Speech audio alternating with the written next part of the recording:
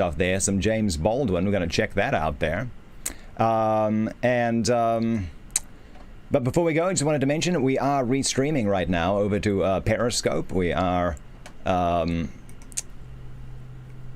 restreaming out to Twitch and to YouTube for the duration of the Rona. We're going to see how that turns out. Just spreading a little storytime love in a wider net there, because yeah, and a lot of people still ain't going out. So yeah, if you are enjoying the stream on those platforms, our main stream is of course over here on mixer.com/CarringtonTV, and yeah, you should give us a follow there. Yeah, and let's see what else. Oh, and if you're enjoying the stream in general, please share it with your friends on your social medias. Let your friends on Twitter know. Let your friends on Facebook know the kinds of things that you enjoy. Maybe they will like it too. And thank you, Mr. Shadowtronics.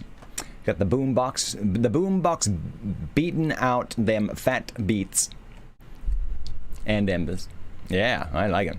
Okay, let's do it though. Let's do it. Enough waffling. We got to. We got some stories to tell. And if any of you have got some news to share, let's we can celebrate that too. Daphne. In the Vale of Tempe, which lies far north of Delphi, there lived a young girl whose name was Daphne. She was a strange child, wild and shy as a fawn, and as fleet of foot as the deer that feed on the plains. But she was as fair and good as a day in June, and none could know her but to love her. Daphne spent the most of her time in the fields and woods, with the birds and blossoms and trees. And she liked best of all to wander along the banks of the river Peneus, and listen to the ripple of the water as it flowed among the reeds or over the shining pebbles. Very often she would sing and talk to the river as if it were a living thing, and could hear her, and she fancied that it understood what she said, and that it got whispered many a wonderful secret to her in return.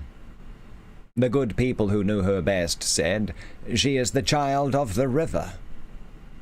"Yes, dear river," she said, "let me be your child." The river smiled and answered her in a way which she alone could understand, and always, after that, she called it Father Peneus. One day, when the sun shone warm and the air was filled with the perfume of flowers, Daphne wandered farther away from the river than she had ever gone before. She passed through a shady wood and climbed a hill, from the top of which she could see Father Peneus lying white and clear and smiling in the valley beyond. In the valley below. Beyond her were other hills, and then the green slopes and wooded top of great Mount Ossa. Ah, if she could only climb to the summit of Ossa, she might have a view of the sea, and of other mountains close by, and of the twin peaks of Mount Parnassus, far, far to the south. "Goodbye, Father Peneus," she said. "I'm going to climb the mountain, but I will come back soon." The river smiled, and Daphne ran onward, climbing one hill after another, and wondering why the great mountain seemed still so far away. By and by she came to the foot of a wooded slope, where there was a pretty waterfall, and the ground was bespangled with thousands of beautiful flowers, and she sat down there a moment to rest. Then, from the grove on the hilltop above her, came the sound of the loveliest music she had ever heard. She stood up and listened. Someone was playing on a lyre, and someone was singing. She was frightened, and still the music was so charming that she could not run away. Then, all at once, the sound ceased, and a young man, tall and fair, and with a face as bright as the morning sun, came down the hillside towards her. "Daphne," he said, but she did not stop to hear. She turned and fled like a frightened deer, back towards the Vale of Tempe. "Daphne!" cried the young man. She did not know that it was Apollo, the lord of the silver bow.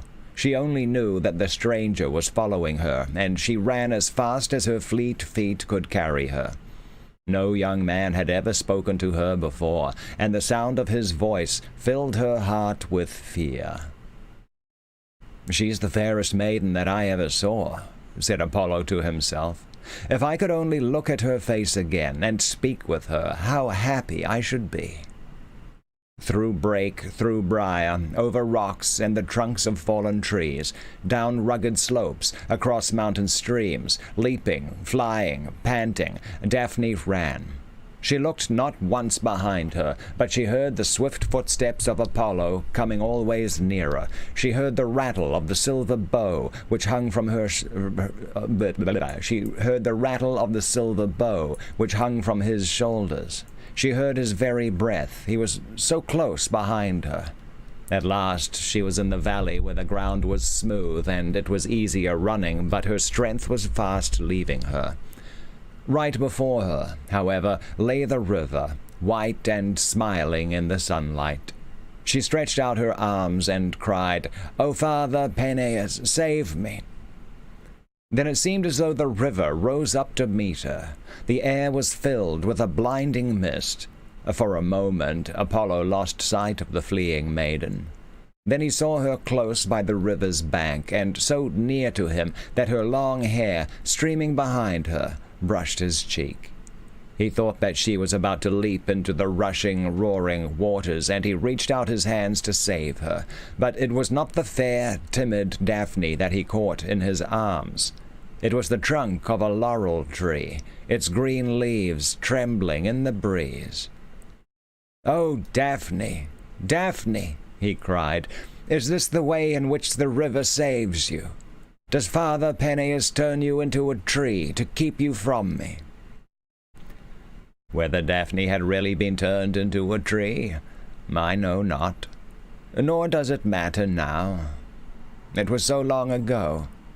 But Apollo believed that it was so, and hence he made a wreath of the laurel leaves and set it on his head like a crown, and said that he would wear it always in memory of the lovely maiden.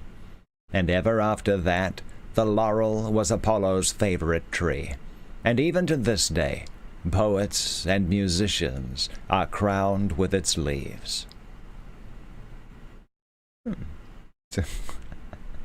It's a weird little story.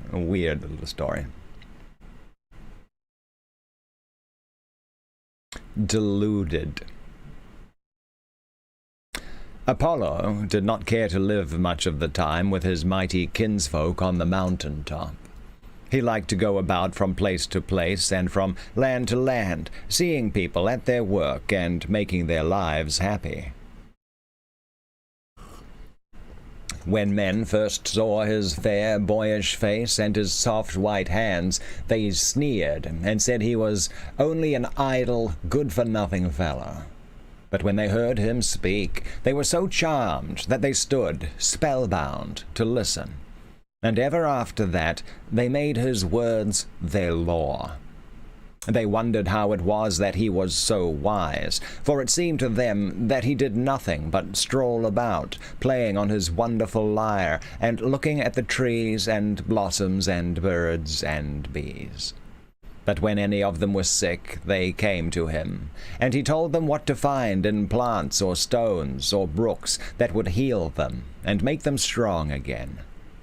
They noticed that he did not grow old, as others did, but that he was always young and fair, and even after he had gone away, they knew not how nor whither, it seemed as though the earth were a brighter and sweeter place to live in than it had been before his coming. In a mountain village beyond the Vale of Tempe, there lived a beautiful lady named Coronis. Good morning, Mr. Dentures, good morning. When Apollo saw her, he loved her and made her his wife. These gods have a lot of wives.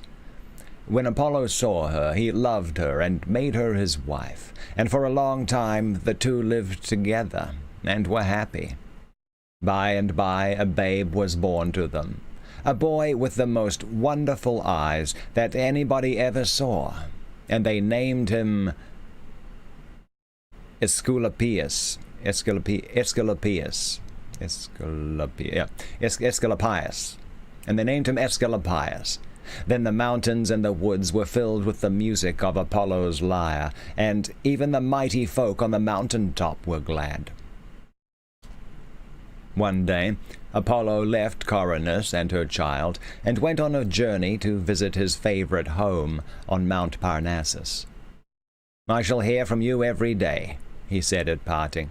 "The crow will fly swiftly every morning to Parnassus, and tell me whether you and the child are well, and what you are doing while I am away." For Apollo had a pet crow which was very wise and could talk. The bird was not black, like the crows which you have seen, but white as snow. Men say that all crows were white until that time, but I doubt whether anybody knows. Lovely eyes he had. Apollo's crow was a great tattler, and did not always tell the truth. It would see the beginning of something, and then, without waiting to know anything more about it, would hurry off and make up a great story about it. But there was no one else to carry news from Coronis to Apollo, for, as you know, there were no postmen in those days, and there was not a telegraph wire in the whole world. All went well for several days. Every morning the white bird would wing its way over hills and plains and rivers and forests until it found Apollo, either in the groves on the top of Parnassus or in his own house at Delphi. Then it would alight upon his shoulder and say, "Coronis is well, Coronis is well." One day, however, it had a different story. It came much earlier than ever before, and seemed to be in great haste. Cor, it cried, but it was so out of breath that it could not speak her whole name. "What is the matter?" cried Apollo in alarm. "Has anything happened to Coronis? Speak, tell me the truth." "She does not love you, she does not love you," cried the crow. I saw a man. And then, without stopping to take breath or to finish the story, it flew up into the air and hurried homeward again. Apollo, who had always been so wise, was now almost as foolish as his crow. He fancied that Coronis had really deserted him for another man, and his mind was filled with grief and rage. With his silver bow in his hands, he started at once for his home. He did not stop to speak with anyone. He had made up his mind to learn the truth for himself. His swan team and his golden chariot were not at hand for now that he was living with men. Now that he was living with men, he must travel like men. The journey had to be made on foot, and it was no short journey in those days when there were no roads. But after a time he came to the village where he had lived happily for so many years, and soon he saw his own house, half hidden among the dark-leaved olive trees. In another minute he would know whether the crow had told him the truth. He heard the footsteps of someone running in the grove. He caught a glimpse of white robe among the trees. He felt sure that this was the man whom the crow had seen, and that he was trying to run away. He fitted an arrow to his bow quickly. He drew the string. Twang! And the arrow, which never missed, sped like a flash of light through the air. Apollo heard a sharp, wild cry of pain, and he bounded forward through the grove. "Good morning, killing maniac. What's up?" There, stretched dying on the grass, he saw his dear Coronis. She had seen him coming, and was running gladly to greet him when the cruel arrow pierced her heart. Apollo was overcome with grief. He took her form in his arms, and tried to call her back to life again. But it was all in vain. She could only whisper his name. And then she was dead. A moment afterwards, the crow alighted on one of the trees nearby. Cor, it began, for it wanted now to finish its story. But Apollo bade it be gone. "Cursed bird," he cried, "you shall never say a word but caw, caw, caw, all your life, and the feathers of which you are so proud shall no longer be white, but black as midnight." And from that time to this, as you very well know, all crows have been black, and they fly from one dead tree to another, always crying, "Caw, caw, caw." That I did not know. I tell you what, these gods, they're not too good with their women. That's all. I did the story. Well, this one here, he just murdered his wife for no good reason at all. In the previous one, he was just chasing down some lady that he liked the look of. He was so terrified of her that she turned into a tree. I don't know. I think these gods need to learn a little tact and respect for the way the world works. Yeah. Good Lord. What's Killing Maniac up to? We'll continue with our stories in just a second. Oh boy, a little sip of coffee here.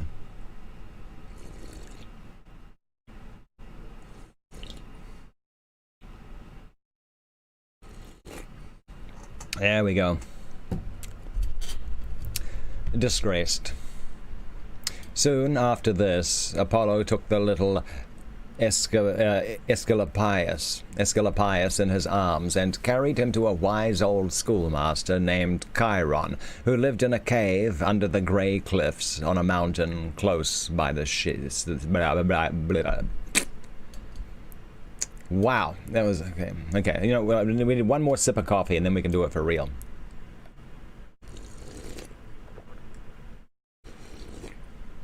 Very good. They got no game. That's right. Those Greek gods got no game. They do. Hey, Shadowtronics. What is going on, Shadowtronics? Yeah. Disgraced. Soon after this, Apollo took the little Aesculapius in his arms and carried him to a wise old schoolmaster named Chiron, who lived in a cave under the gray cliffs of a mountain close by the sea. "Take this child," he said, "and teach him all the lore of the mountains, the woods, and the fields. Teach him those things which he most needs to know in order to do great good to his fellow men." And Aesculapius proved to be a wise child, gentle and sweet and teachable. And among all the pupils of Chiron he was the best loved. He learned the lore of the mountains, the woods, and the fields. He found out what virtue there is in herbs and flowers and senseless stones, and he studied the habits of birds and beasts and men. But above all, he became skillful in dressing wounds and healing diseases. And to this day, physicians remember and honor him as the first and greatest of their craft. When he grew up to manhood, his name was heard in every land, and people blessed him because he was the friend of life and the foe of death. As time went by, Aesculapius cured so many people and saved so many lives that Pluto, the pale-faced king of the lower world, became alarmed. "I shall soon have nothing to do," he said, "if this physician does not stop keeping people away from my kingdom." And he sent word to his brother Jupiter, and complained that Aesculapius was cheating him out of what was his due. Great Jupiter listened to his complaint and stood up among the storm clouds and hurled his thunderbolts at Aesculapius until the great physician was cruelly slain. Then all the world was filled with grief, and even the beasts and the trees and the stones wept because the friend of life was no more. When Apollo heard of the death of his son, his grief and wrath were terrible. He could not do anything against Jupiter and Pluto, for they were stronger than he, but he went down into the smithy of Vulcan, underneath the smoking mountains, and slew the giant smiths who had made the deadly thunderbolts. Then Jupiter, in his turn, was angry, and ordered Apollo to come before him and be punished for what he had done. He took away his bow and arrows, and his wonderful lyre, and all his beauty of form and feature. And after that Jupiter clothed him in the rags of a beggar, and drove him down from the mountain, and told him that he should never come back, nor be himself again, until he had served some man a whole year as a slave.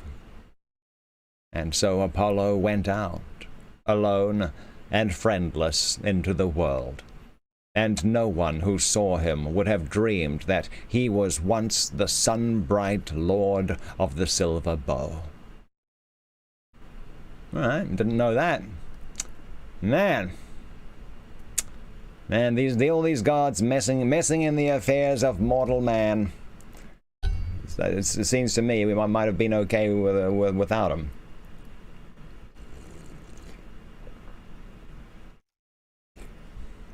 Very good. That's right. That's right. How's Shadowtronics doing today? Get any more gaming in?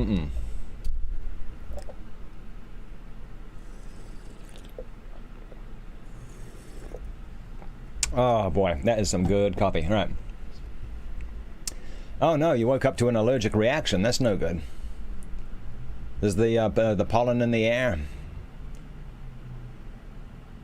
Oh, and then you got knocked out. All right. Okay, that's not a good start to a day. That's for sure. Yeah. All right. I hope the rest of the day is gonna. Well, I mean, the rest of the day must be better than that, because it couldn't be any worse. Yeah. You doing okay now? Yeah, okay, all right, that's cool, that's cool. Yeah, it's, man, those allergies, yeah, I mean, you know, I don't know what your particular allergy was there, but, yeah, it's starting to, there's that time of year where, yeah, a whole bunch of allergies are going to be popping up.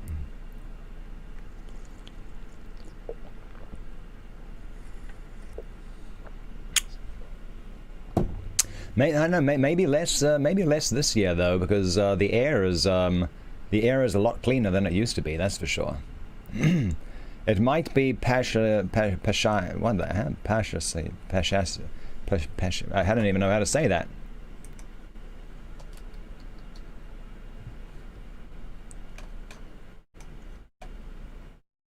Oh, pistachios. All right, okay, I was looking up some strange disease. Okay. Pistachios.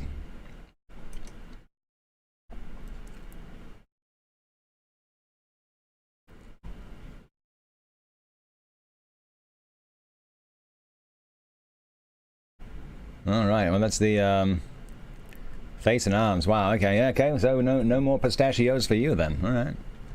Well, that'll solve that problem. No more pistachios.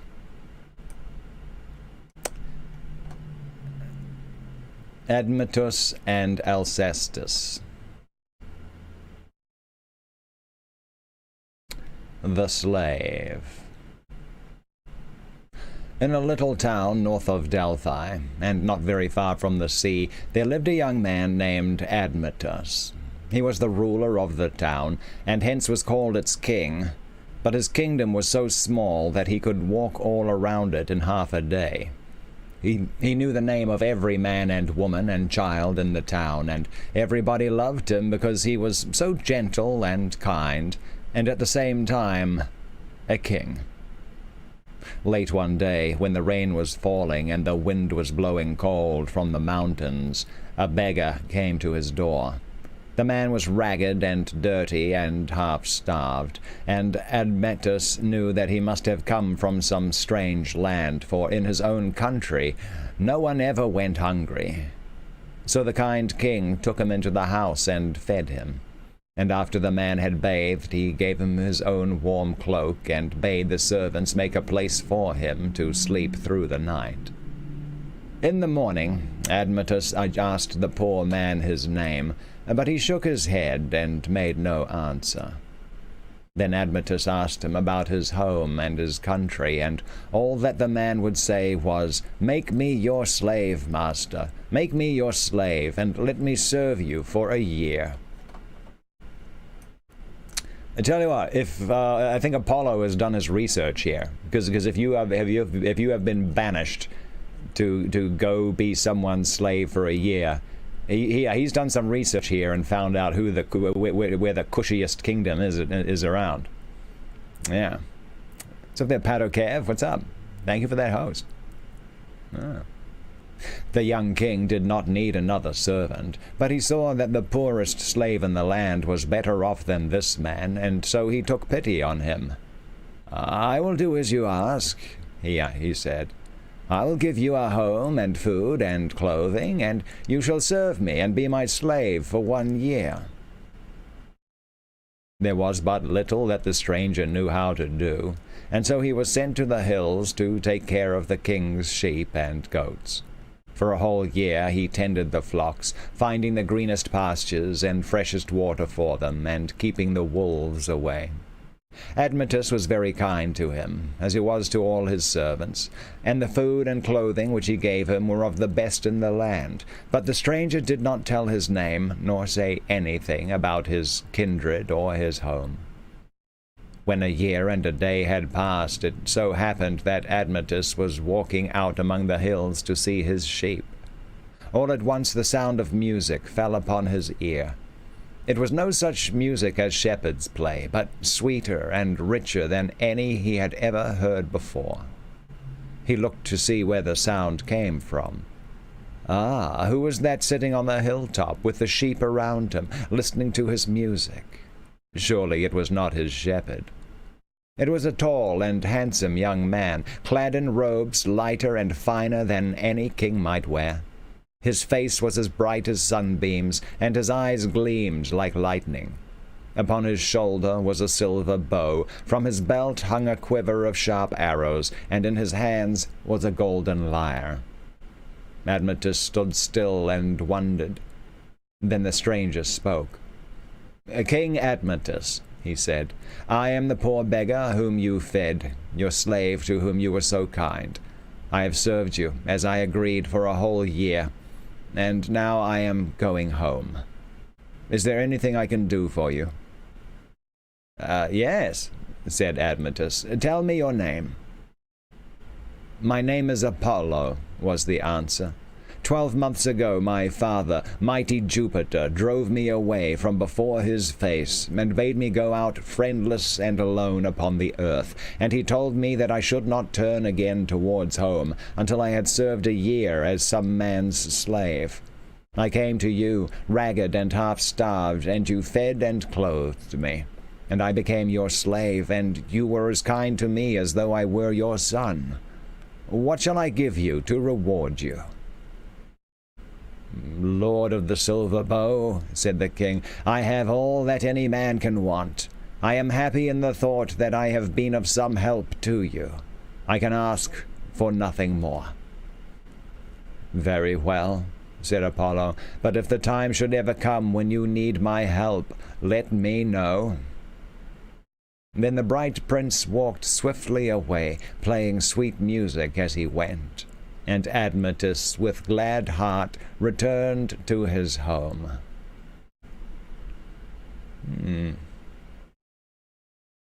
All right, we've probably got a couple more of these bits too. Okay, we're going to do 2 more of these, and then we'll switch authors. Try something different.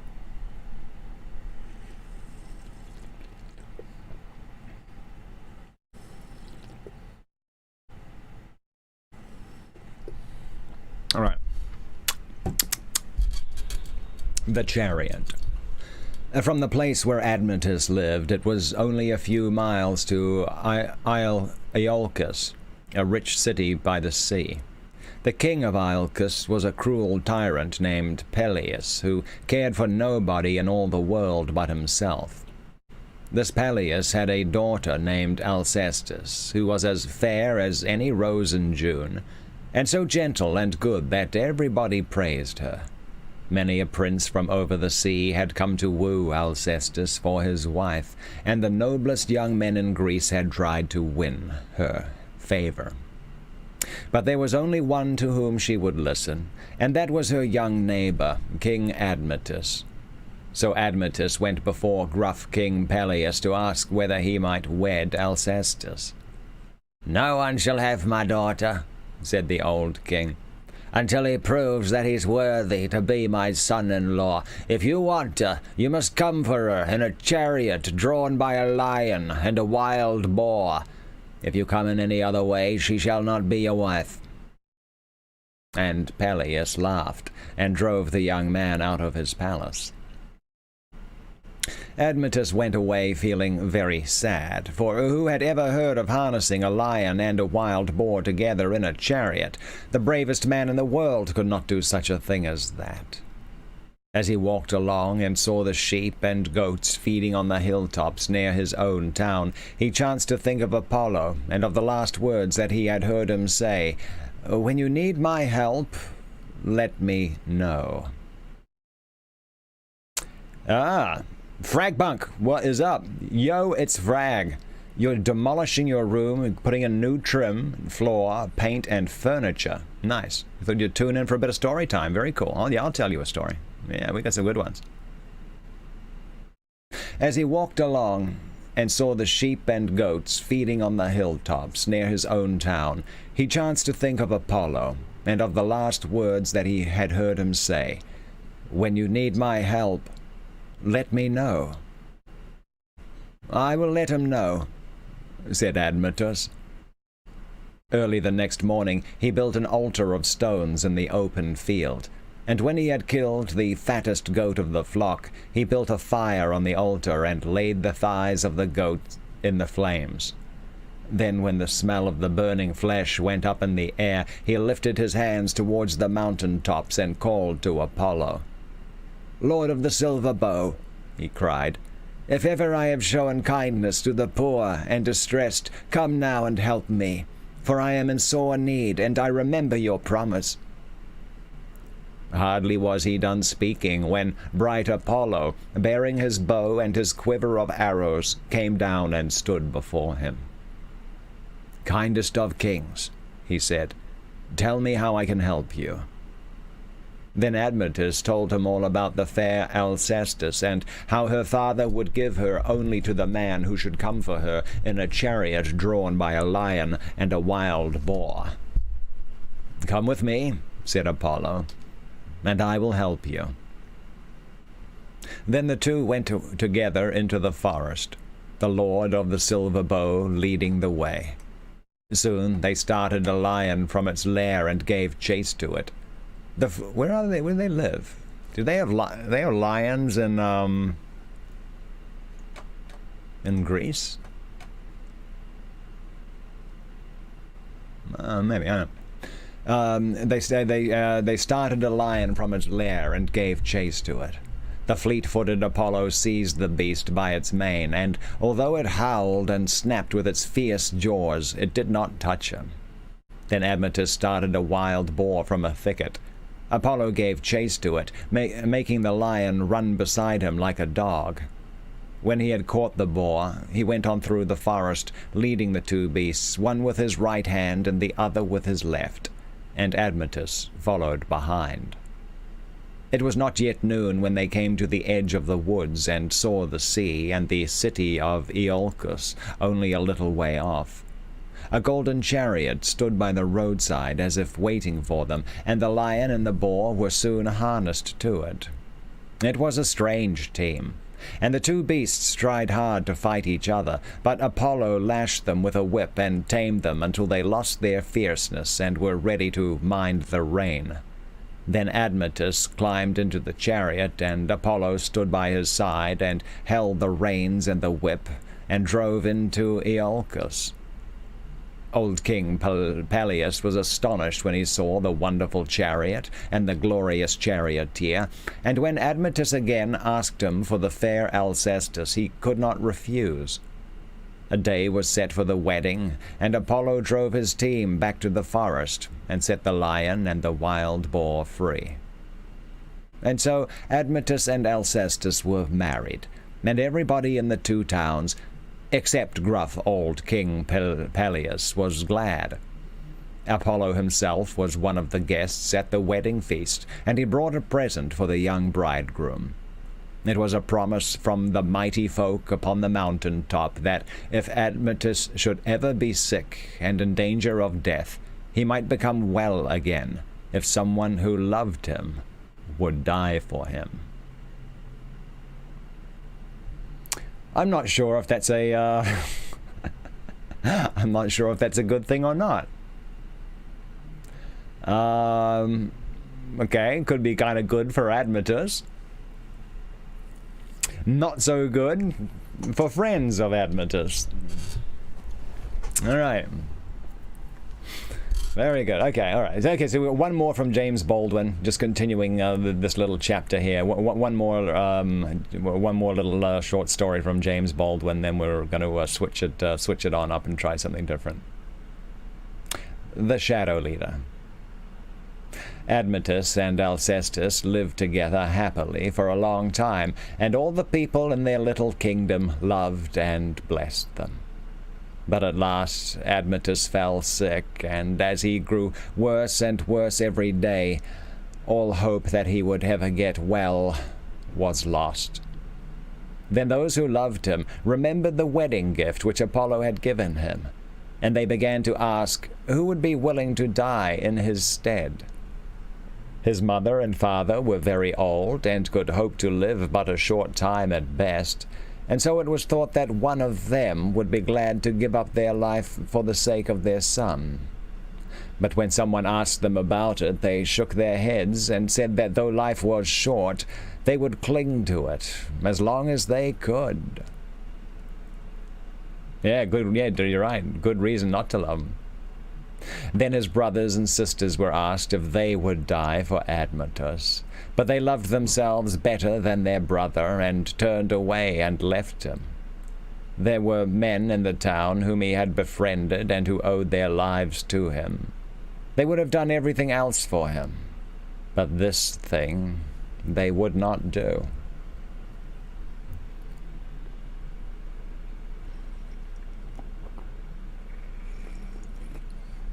Yeah, I mean, it's I don't know. Now, while all were shaking their heads and saying, "Not I," the beautiful Alcestis went into her own room and called to Apollo, and asked that she might give up her life to save her husband. Then, without a thought of fear, she laid down upon her bed and closed her eyes. And a little while afterward, when her maidens came into the room, they found her dead. At the very same time, Admetus felt his sickness leave him, and he sprang up as well and strong as he had ever been. Wondering how it was that he had been so quickly cured, he made haste to find Alcestis and tell her the good news. But when he went into her room, he saw her lying lifeless on her couch, and he knew at once that she had died for him. His grief was so great that he could not speak, and he wished that death had taken him, and spared the one whom he loved. In all the land every eye was wet with weeping for Alcestis, and the cries of the mourners were heard in every house. Admetus sat by the couch where his young queen lay, and held her cold hand in his own. The day passed, and night came, but he would not leave her. All through the dark hours he sat there alone. The morning dawned, but he did not want to see the light. At last the sun began to rise in the east, and then Admetus was surprised to feel the hand which he held growing warm. He saw a red tinge coming into the pale cheeks of Alcestis. A moment later the fair lady opened her eyes and sat up, alive and well and glad. How was it that Alcestis had been given back to life? When she died and left her body, the Shadow Leader, who knows no pity, led her, as he led all others, to the cheerless halls of Proserpine, the queen of the lower world. "Who is this who comes so willingly?" asked the pale-faced queen. And when she was told how Alcestis, so young and beautiful, had given her life to save that of her husband, she was moved with pity, and she bade the Shadow Leader take her back again to the joy and sunlight of the upper world. So it was that Alcestis came to life, and for many years she and Admetus lived in their little kingdom not far from the sea, and the mighty ones on the mountain top blessed them. And at last, when they became very old, the Shadow Leader led them both away together. Yeah. Well, there we go. There's a bit of a sad ending. That's the end of that little block, though, about Apollo, Admetus, and Alcestis. Uh-huh. Yeah. Well, we wouldn't have got the fairy tale ending, though, if the parents had done it. Yeah.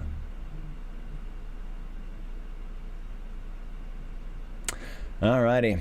Very good. Okay, let's see what else we got in here. Let's see. Not everyone knows Hans Christian Andersen. Who's Margaret Arndt?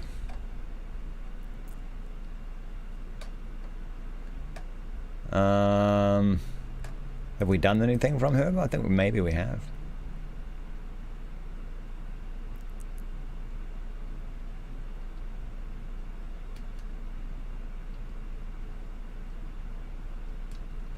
All right, let's try to make sure I can get her name right. Margaret A-R-N-D-T. Margaret Arndt.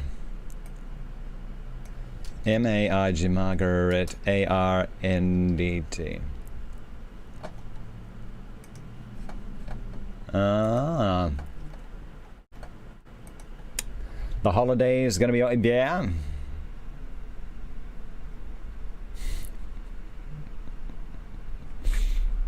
Uh-huh.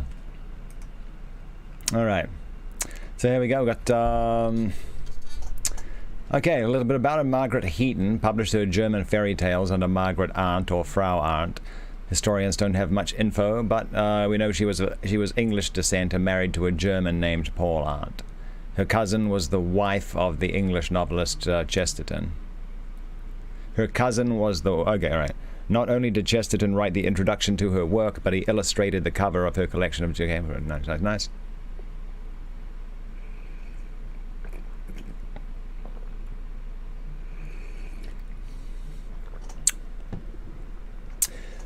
Okay, the book was published around 1913, and features an interesting selection of imaginative fairy tales from Germany with deep conversations, unlike the Grimm brothers' style of German fairy tales. Some historians and fairy tale experts have led to a Victorian style of writing. What's the use of it? That's in this one here. What's the use of it? No, the hammer in the wall, through the drywall. Through the drywall.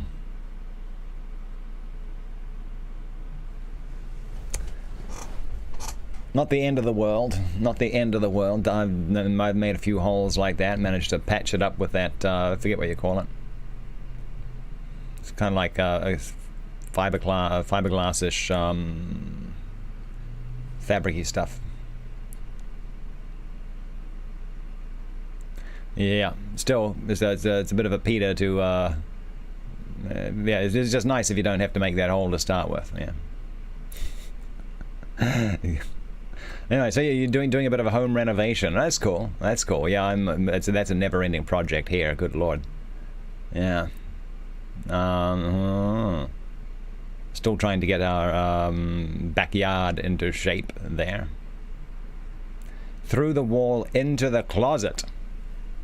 What? What?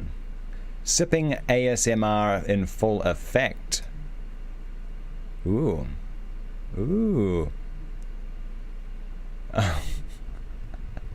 From my coffee. Yeah, that's kind of funny. Every now and then,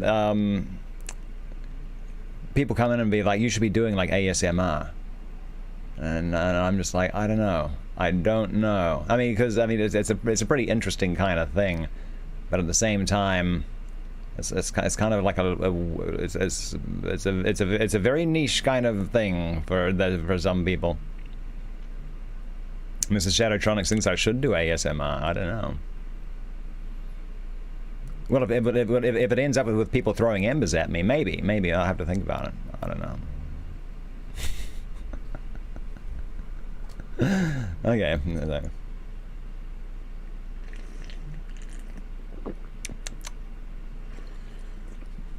All right. This is a nice microphone, though. It is a nice microphone we got here. Okay. You forgot ASMR? Oh, is that something you used to do, Fragpunk? When you say you forgot ASMR, you used to do it?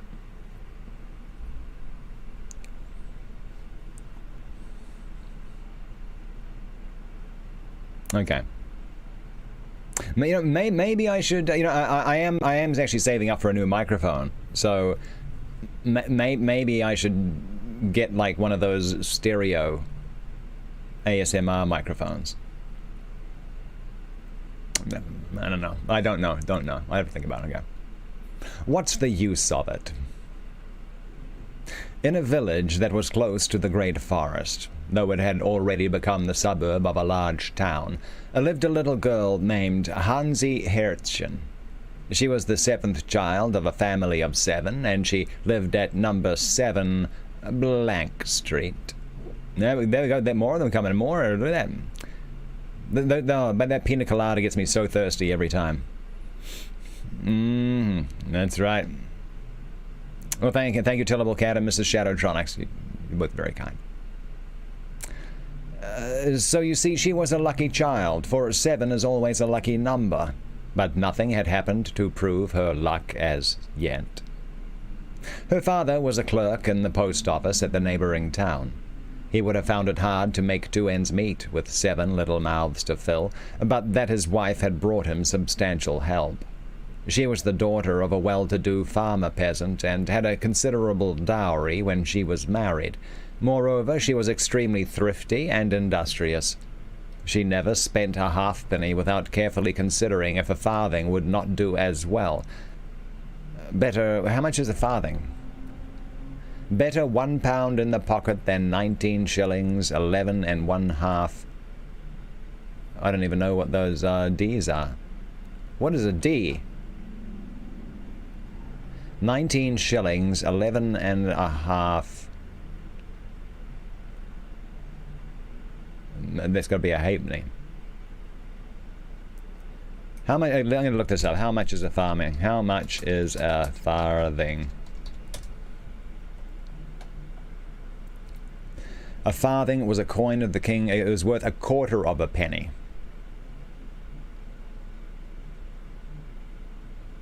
1/960th of a pound sterling. Wow, they got weird numbers for that. Okay, so it's 1/4 of a penny.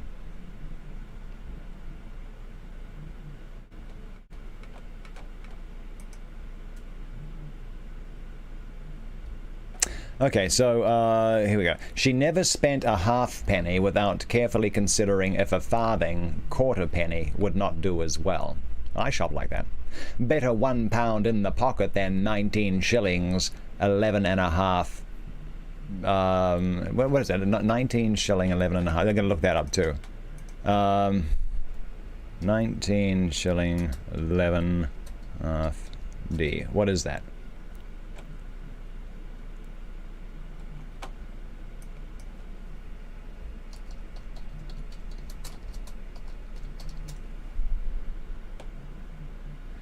There are 20 shillings in a pound, 12 pence, and there were 12 pence per shilling. 12 pence per shilling. Yeah, so that would be 11 and 1/2 pence. I don't know why they're using a D for it, though. Better £1 in the pocket than 19 shillings, 11 and 1/2 pence, she used to say. She drove many wonderful bargains at the market. Yeah, oh boy. Yep, and we used to have that actually. Yeah, but yeah, I've totally forgotten all of those measurements. Okay. She drove wonderful bargains at the market. She had no eyes for the artistic and ornamental, though her house was so spick and span that it was good to look at in its cleanliness and order. She had stored up everything she had possessed since her early youth, and was said to use pins that were at least 20 years old. She managed to put everything to use, and the boys' knickers were sometimes made of queer materials. One expression little Hansi often heard at home, and that was the word useful. When she brought in a fresh bunch of darling, pink-tipped daisies, and wanted to find a corner for them, and a tiny drop of water to put them in, the whole family would exclaim, "Throw them away! What do you want with those half-dead weeds? They're of no use." If one of the neighbors gave her a ball or toy, it was the same story. "We've no room for such rubbish here." Each child possessed a money box, and every coin was immediately put in. They had never had a penny to spend in their lives. The garden was planted solely with vegetables and potatoes and herbs of the most useful character.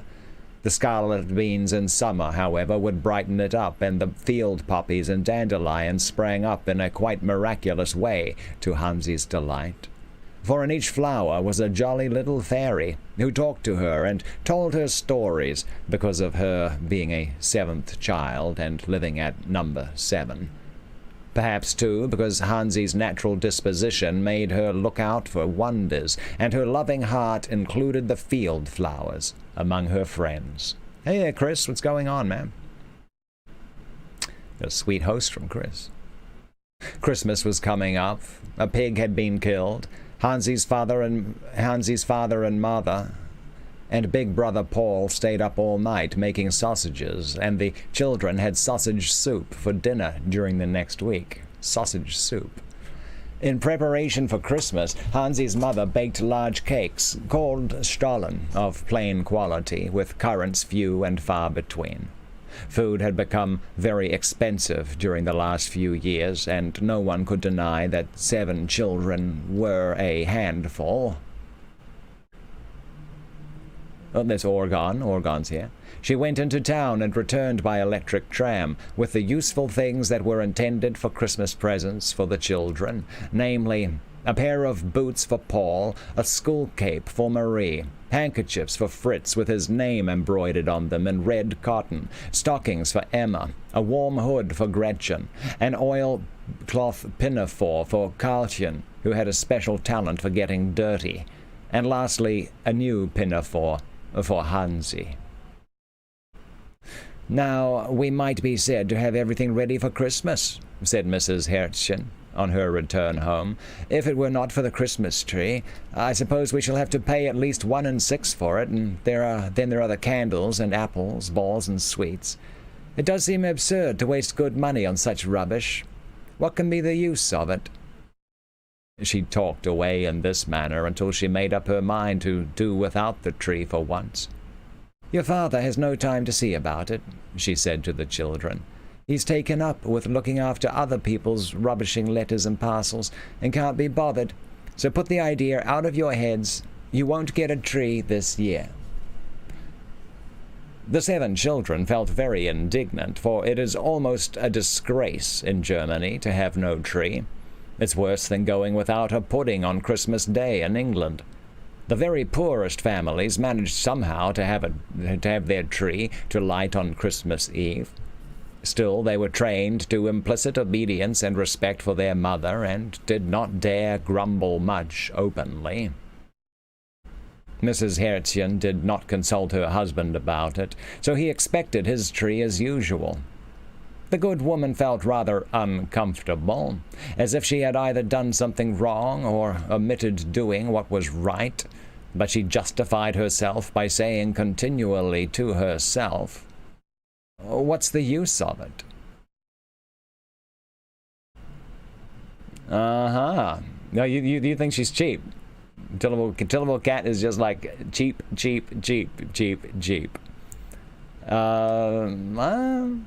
I mean, I mean, you do have 7 kids and a husband to entertain. I don't know.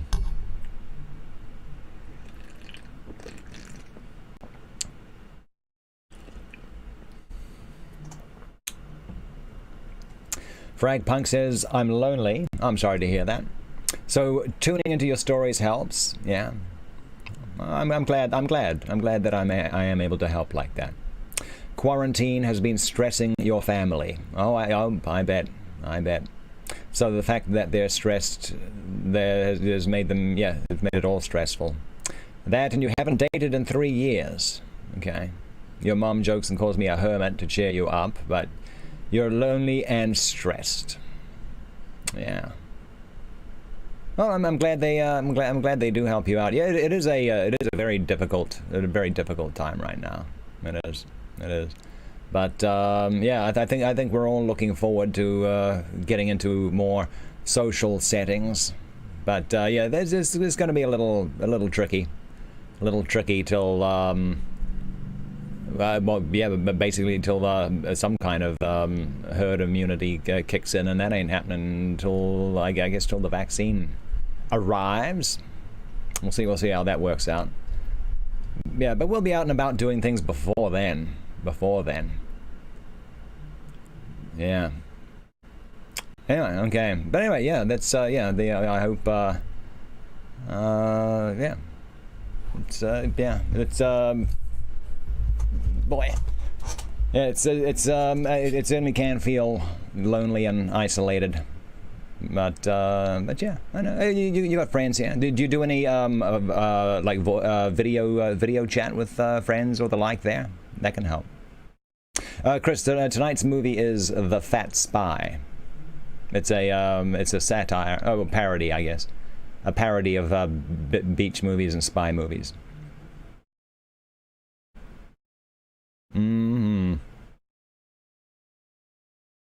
Alrighty. Anyway, so I'm glad I'm helping you through this distressing time here, Fragpunk. Yeah. Yeah. We need to find our silver linings, no matter where we are.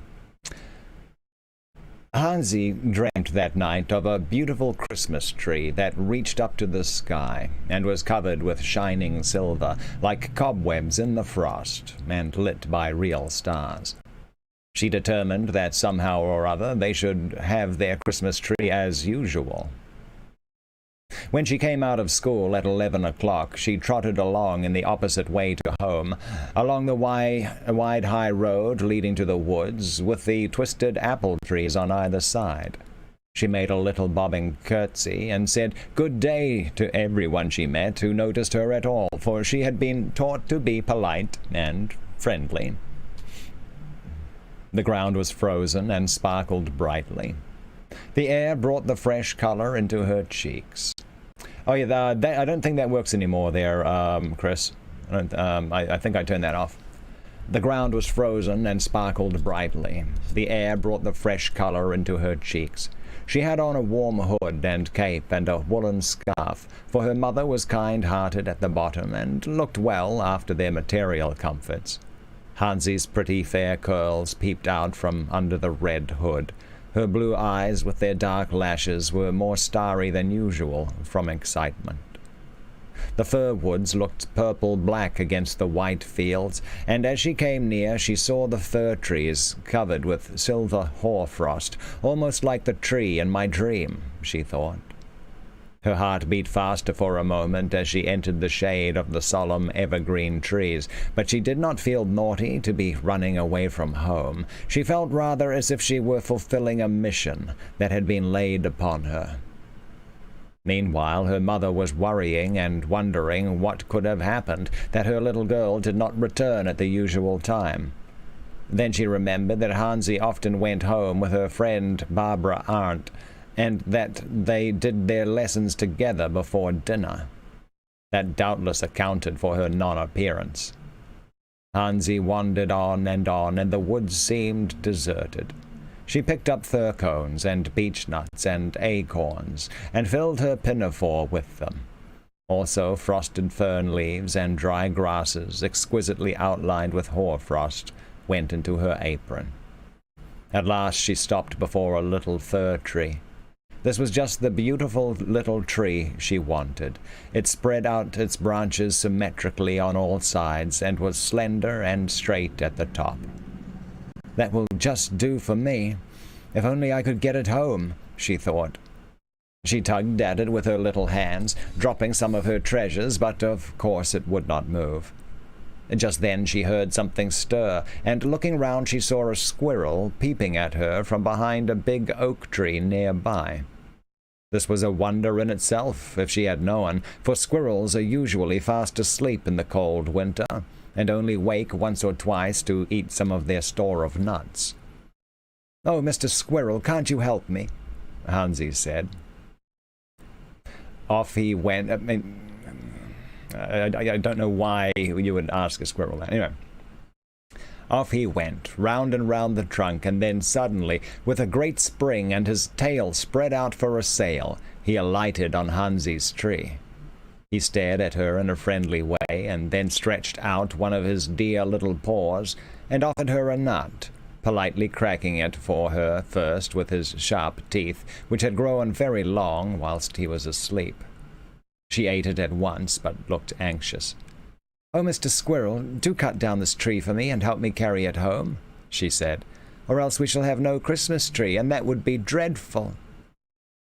Her eyes filled with tears as she spoke. Mr. Squirrel looked at her with his bright eyes, twisted round suddenly, like a cat trying to catch its own tail, and offered her another nut. "Oh, Mr. Squirrel, do," she said again.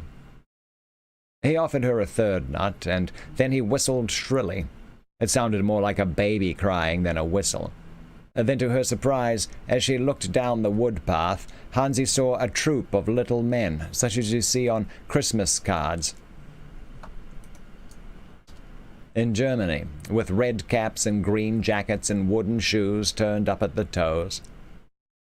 "Real Heinzelmen, and no mistake," thought Hansi delightedly. "They can help me, if anyone can." She counted them. They were 7 in number, like Snowdrop's dwarfs. They made quite a noise as they marched up in order, whistling a merry tune. When they saw Hansi, they took off their red caps, and their white hair flew about them like a mist, till Hansi could hardly see them any more. The squirrel screamed and shouted at them, and they answered him, but Hansi could not understand at first what it was all about. She thought they must be talking English. She knew a lady who lived near them, and who could only talk English, poor thing. All of a sudden the earth trembled. Was it an earthquake? Hansi held tight on to the fir tree, though its needles hurt her hands. All she saw was the 7 little men disappearing into the ground down a long slide, such as a fireman uses when they are called suddenly from sleep and are carried by a new mechanical apparatus direct from one floor to another. The earth closed up again, and Hansi thought it must all be a dream. But in 2 seconds they were back again, with silver hatchets and silver pails. With the hatchets they immediately began to hack away at the tree. They made tremendous efforts and became quite red in the face. The last moment before it was finally felled, the squirrel bounded off and tossed a nut to Hansi, who caught it cleverly in her pinafore. "Dear little men," she said, "may I have the tree? Will you bring it home for me, and I will give you all my Christmas cake? But I have nothing to hang on it and make it pretty," she continued. The dwarfs began to chatter again, like so many girls, all trying to say the same thing at once. Then they marched along, dragging the tree with them. "Oh, Mr. Dwarf, that's the wrong way home, I'm sure," said Hansi, but she followed them all the same. They came to where a crystal stream leapt over a little group of rocks. The dwarfs held their buckets under the cascade and caught some drops. The drops turned into silver fish, each with a little loop on the end of its tail, all ready to hang on the tree. Then they took Hansi's pine cones and ferns and grasses, and even collected the frozen cobwebs from the bushes, and let the spray from the waters fall on them, and lo and behold, the most exquisite gems were ready for the decoration of the Christmas tree.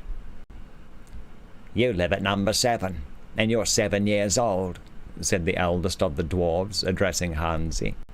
However could he have known that, she thought. Perhaps you can tell me what 7 times 7 makes. Hansi considered a moment. No, we have not got so far as that in our arithmetic, she replied. Twice 7 is 14, that's all I know. 7 times 7 is 49, and is the square of 7, said the dwarf. Always remember that, for it is a most important fact in magic. Rummaging in his pocket, he took out a notebook and handed a leaf to her with this diagram and inscription on it.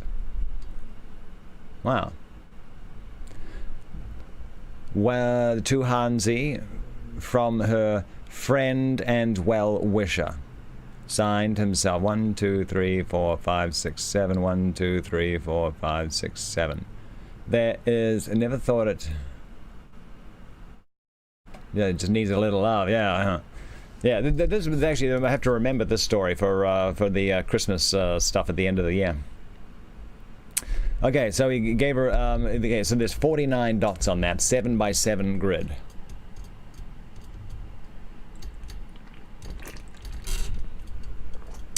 The most important number in magic.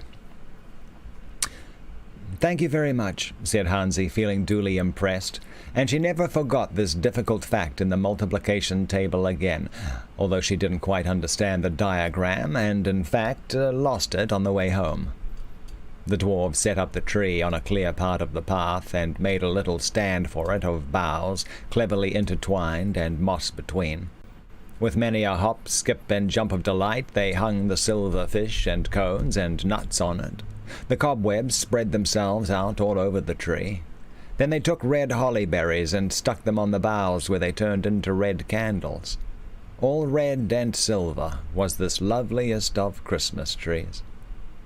When it was finished, there was a momentary thrill, and they all cried out, "Ah!" in tones of wonder. Then Hansi noticed that a noble herd of deer had approached. The gentle creatures were looking on with the deepest interest. The wood birds came flying from all directions and sang as if it was summer. "Dear little men, I think I really ought to be going home," said Hansi anxiously. "Come along, then," said himself. "You must go back along the high road as you came. We are going to play hide-and-seek, but don't be afraid. You shall have your tree all right, even if it disappears sometimes." They now marched along in the homeward direction, but as soon as they came to the road leading out of the woods, they vanished without a word of leave-taking. However, Hansi had not gone far down the road when she saw a Christmas tree that appeared to be walking by itself across the fields. Other people noticed it too, from the road, and thought how queer it looked. But of course there's someone carrying it behind, they said to themselves, and thought no more of the matter. People expect the usual before the unusual, naturally enough, and yet sometimes the unusual is the most probable, as in this case. Hey there, Orgon, how you doing?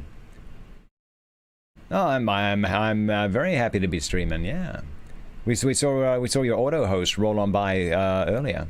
Yeah, how you doing? Hope your weekend's been awesome. People expect the usual before the unusual, naturally enough, and yet sometimes the unusual is the most probable, as is this case. Hansi was late for dinner and had a fine scolding. "At all events, I suppose you've done your lessons," said her mother. "No, Mother, I'm afraid not." "Well, I never. Playing again, I suppose. Now what can be the use of playing, I should like to know?"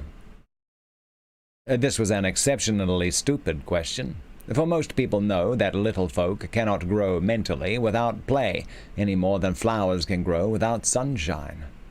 "All work and no play makes Jack a dull boy," is not only a proverb, it is true as well. Wow, this is a long little fairy tale. With the Grimm brothers stuff there. Probably have read like 5 or 6 of them, and this one here we're still working on story number 1. Good Lord. Okay. Man, okay. But it's pretty good so far. I certainly didn't expect it to be a Christmas one. That's okay, though. Man. There we go. Oh, there, Chris Alberti threw a nice tweet out there. Very nice. It says, reading some fairy tales and legends by Margaret Arndt over at Mixer.com. Thank you for that tweet there, Chris. That's very cool. All right. Bartonius. Wow. Throwing down some embers, declaring that I'm the best reader on Mixer. Much love, sir, says Bartonius. Well, thank you very much. That's very kind of you to say. And thank you for the embers, too, of course. Yeah, there's a couple of other readers that I've noticed in the past couple of weeks popping up. I should, when I get some time, I should pop in and have a little listen there, see what's going on. All righty. Very nice. Okay, where are we at? It was Christmas Eve. Hansi trembled with excitement. What's the use of getting so lively, Hansi? Said her big brother Paul despondently. You know quite well that we're not to have any tree this year. I shall get a new pair of boots, and you a pinafore. These we should have to have anyway. That's not what I call a Merry Christmas. But the bells are ringing, don't you hear them? And don't you think you can just see a glimmer of silver through the door? Said Hansi. The children looked. Well, really, perhaps there was a tree there after all. Just then their father came in, tired but jolly. Is everything ready? It is late. I've been detained so long, he said. Can we go in at once? I haven't got a tree this year, whispered his wife in an anxious voice. I thought we couldn't afford it. What's the use of a Christmas tree? We can spend our money in a more practical way. What nonsense! No Christmas tree! But of course you are joking, said her husband. I'll slip in and light the candles. And with these words he disappeared into the inner room, now so mysterious to the waiting children. Oh, they fixed the restore function? Oh, that's nice. Yeah, that'd be great if they have if they have fixed the restore function. It used to be if Catbot ate something and I'd restore it, it would, 1, not restore it, and then 2, time me out for like 5 seconds. It was just weird. Okay, good if that got fixed. Frey, you got yourself with a spike strip. Oh, you mean those things that keep the carpet in place? Oh yeah, those things hurt. Boy, oh boy, yeah, be careful, man. Gotta be careful. Mr. Fragpunk's gonna end up at the ER if you keep hitting those things. Poor Mrs. Hertzchen nearly began to cry. If only she had not been so silly. Never, never would she neglect to get a tree again.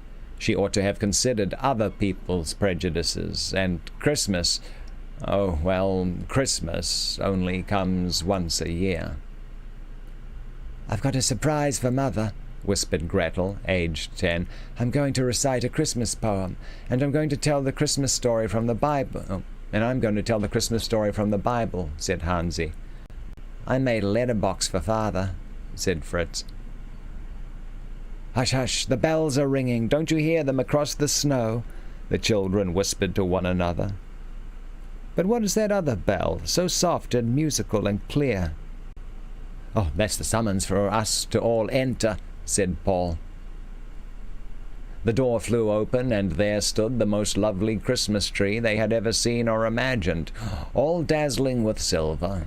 Silver cones, silver fish, silver nuts and acorns, and red candles, and over all an exquisitely spun cobweb of frost. That's my surprise for you all, said Hansi, who could hardly contain herself for joy. I found the tree, and the dear darling Heinzelmann brought it home for me. Mrs. Herzchen was speechless with astonishment, and her husband not less so.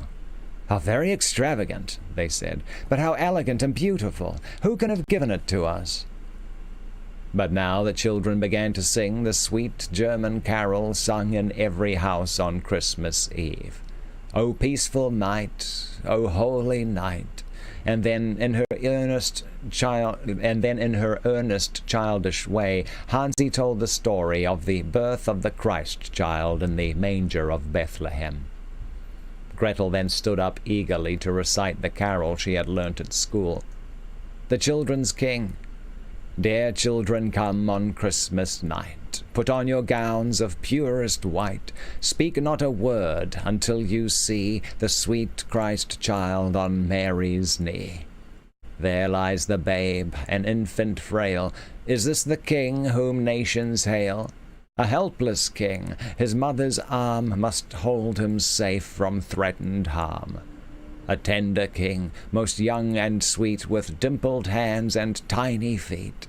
A baby king, yet cherubim veil their bright eyes to look on him. A mighty king, for God above has crowned him Lord and King of love. Come kneel and pray, ye children dear, the children's King is lying here. A glow of warmth and happiness illumined the whole family, and they felt nearer to one another than ever before. The tears actually came into their mother's eyes when she realized that they had so nearly missed this moment of supreme joy. She felt a little ashamed of her presence, and for once in a way suspected herself of having been too sensible. We are not so very poor after all, she thought. I might have bought a few toys that would have delighted the children's hearts, and not have cost much money. But now it is too late. But to her surprise, she did not see her presents at all. For each child there was a gingerbread cake with his or her name on it. And then the most lovely surprises, a beautiful doll for Hansi with real eyelashes, fretwork tools for Paul, a doll's kitchen for Gretel, and so on. For every one of the family there was some delightful gift. Thank you, dear Heinzelmann," said Hansi, clasping her hands in ecstasy. There was a big paper parcel addressed to Mrs. Herzchen in a very queer handwriting. She opened it with much excitement, thinking it would contain a silk dress at least. But lo and behold, all the presents that she had intended for her children, tied together with red tape and a card between, on which this verse was written: "Useful things for little folk are sensible, but not a joke." Signed, himself. How the children laughed, and even Mrs. Herzchen laughed too, though she felt silly and a little disappointed. "It's all very well to play tricks on me," she said. "Just look at the Müller children next door. They have plenty of toys and are always sucking sweets, but they never have comfortable warm clothes on, and they look half-fed." "Oh, of course, Mother, you are right," said the children. "And you were really joking about the tree. We've never had one half so lovely." Mrs. Herzchen felt rather embarrassed at this praise, as she called her husband's attention to the things on the tree. "They can't be made of chocolate," she said, trying to bite off the corner of a fir cone. It was quite hard. "I do believe they're all solid silver," she said.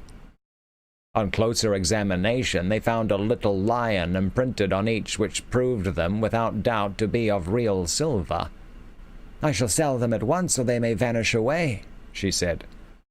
"I should strongly advise you not to do so," her husband replied. And the children said, "Oh, Mother, do let us keep them always. They're so beautiful." "Oh, but of what use are they?" said the incorrigible mother, who, you see, was not quite yet cured. Meanwhile, the story was noised abroad that Hansi had found a treasure in the forest. The very next day, a Christmas Day, as they were eating their goose stuffed with apples, there was a ring at the bell. In walked a very pompous Prussian policeman with fierce moustaches. "Mrs. Herzchen here?" he asked abruptly. "What do you want?" asked that lady, much indignant at being disturbed during her Christmas dinner. Young person answering to the name of Hansi Herzchen here?" "Yes, sir. Please, sir, that's me," said Hansi, rising and curtsying and growing very red.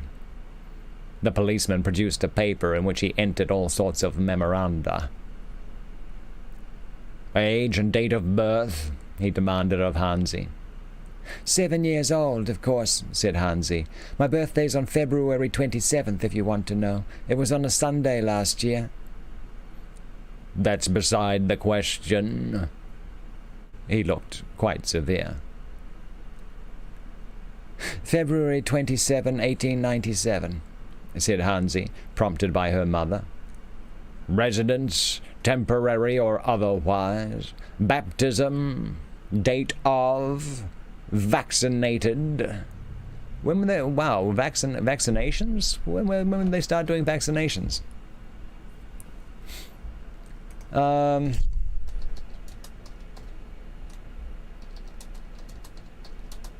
was going to look this up real fast. The first vaccine was in 1796. Wow.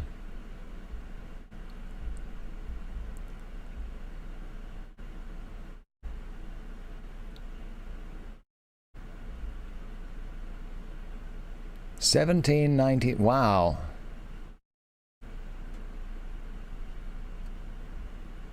Okay, but a bunch of, wow, okay. A lot of them in the 19th, okay. Cholera, rabies, for tetanus in 1890. Wow, okay. All right, interesting. Okay. That was much earlier than I thought. Okay. Much earlier than I thought. How cold is this house that the frost doesn't melt? Where are you? Are you ahead of me? Where are you? It's, yeah, it's, you have tetanus, okay, you got tetanus shots and medical gear, you come prepared. All right, okay. So Frag Punk is not in any danger of succumbing to, succumbing to home improvement.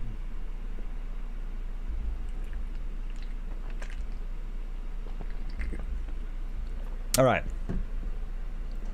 Vaccinated. All these facts Hansi's mother supplied at once. They are so constantly demanded in Germany that she had them always ready at hand, tied up in 7 different packets for each child. Married or single? Here Hansi giggled, and he entered solemnly the word spinster. "Is that something horrid?" asked Hansi anxiously. "No, it only means unmarried," said Paul, laughing. "What a fool he is." "Occupation?" "Please, sir, I go to school and learn my lessons, but I play a good deal, too." "We will write spinster," he said, frowning fiercely. "Now, listen to me, child, if you do not wish to go to prison." The whole family shuddered with horror. "Take all those silver things off the tree. They are found treasure, and belong to the state. You ought to have declared them at once and saved me all this trouble," he said. Hansi began to cry. Mrs. Herzchen was very angry. "Why don't you mind your own business?" she said. "These things are our property. You'll come and demand the clothes off our backs next." "Be thankful I do not accuse you of stealing these valuables," answered the fellow in a terrible voice. But are you sure they're not chocolate after all?" he said. "They look remarkably like it, covered with silver paper, you know." He examined them carefully and said, "Well, I never," tossed them into a leather wallet that he had brought with him. Mrs. Herzchen poured forth such a storm of abuse that he threatened her with an action for libel, but she literally turned him out of doors. Her parting words were, "Get out! Go along and make a fool of yourself if you like." Some days afterwards, the man took his treasures to the office and gave them up with a self-important flourish, only to be laughed at for his pains. The cones were just common, ordinary fir cones, and the silver fish had turned into little dead trout, smelling very unpleasant. He chucked them all away in the street, and this was an episode in his dignified career that he did not like to be reminded of. Although Hansi's mother still always preferred useful things to artistic and ornamental ones, still she realized that the useful and ornamental may often be combined, and as she dearly loved her children and saved up money merely on their account, she determined that they should have a Merry Christmas every year, without any special help from the kind little Heinzelman. And did Hansi give the cake to her dwarf friends, as she had promised to do? Why, of course she did. The children went all together to the forest on New Year's Eve, and found the actual spot where the tree had stood. They placed a large piece of cake on the old stump. But they did not see the Heinzelman, or even the squirrel, though they repeated 7 times 7 is 49, in the hope of attracting them. Now, a dear little Heinzelman, whom I met out for a walk, told me this story himself. But he vanished at this point, and so must I. I wish Hansi and all her brothers and sisters a very Merry Christmas, and so, I am sure, do you. All right. That was kind of long. All right, that was longer than I thought it was going to be. It was kind of fun. That was all over the place. So many different things happened. It was like, boy, okay. There's not your stereotypical little fairy tale there. I just seemed to see all kinds of new angles being introduced right up to the very end there. All right, so that was kind of cool, kind of interesting. I liked it. Oh boy, okay. Man, it's getting a little warm in here. Little warm, okay. Okay, so what are we doing? Let's pick something else. I'm just gonna switch scenes here real fast. Oh yeah, so tonight's movie, 6 p.m. Pacific, 9 p.m. Eastern. Yeah, we'll be watching The Fat Spy. With let me just look, just so I don't get his name wrong again. IMDb Fat Spy. There we go. Yeah, it's got Jane Mansfield, Phyllis Diller, and Jack E. Leonard. That's the dude. I've been saying his name wrong. So, oh boy. I was saying Leonard E. something or other. I was getting no, it's not. It's Jack E. Leonard. You'll know him when you see him. Yeah. You definitely know what he looks like. And of course, Phyllis Diller's in it. So, yeah, it's I know. It's definitely not a great movie, though. Definitely not a great movie. Jack E. Leonard. All right. It's going to be good, though. Hey there, good morning, Rookie Whistle. Good morning. Okay, so yeah, I'm just finding another. I think we got to what? Oh, we still got a bit of time left. Yeah, we do.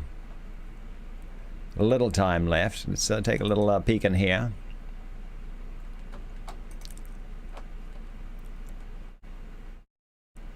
What is the Sphinx here?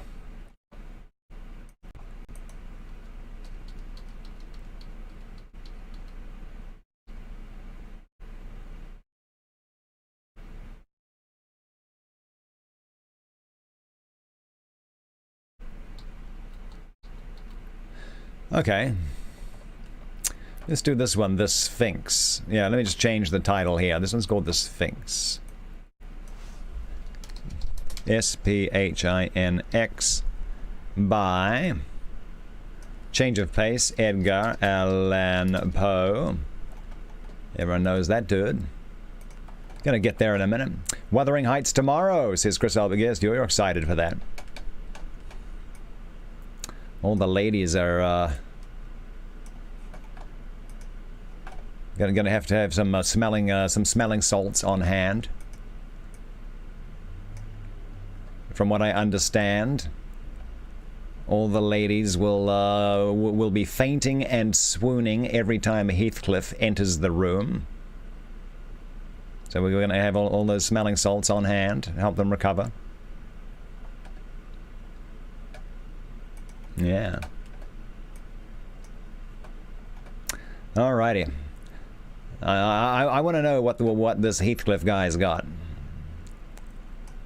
Sounds he's got something. He's got something that the ladies like. All right. Yeah. So we're going to read this, and this will be our last story of the day. Last story of the day.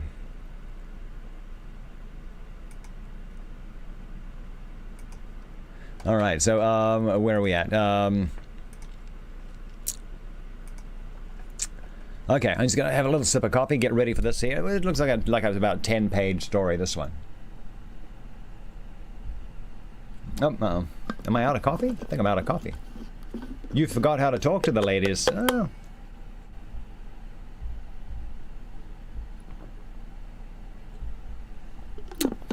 Yeah, I know. It sounds like, I mean, I know it's difficult right now, what with the Rona making the rounds, but, yeah, it sounds like you need to get into, I don't know, into some just more social settings, when you get the opportunity to do so.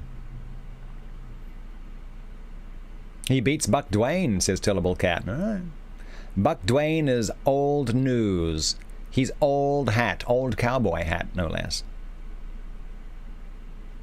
Last year's, he's Buck Dwayne. I don't even remember his name now. Yeah.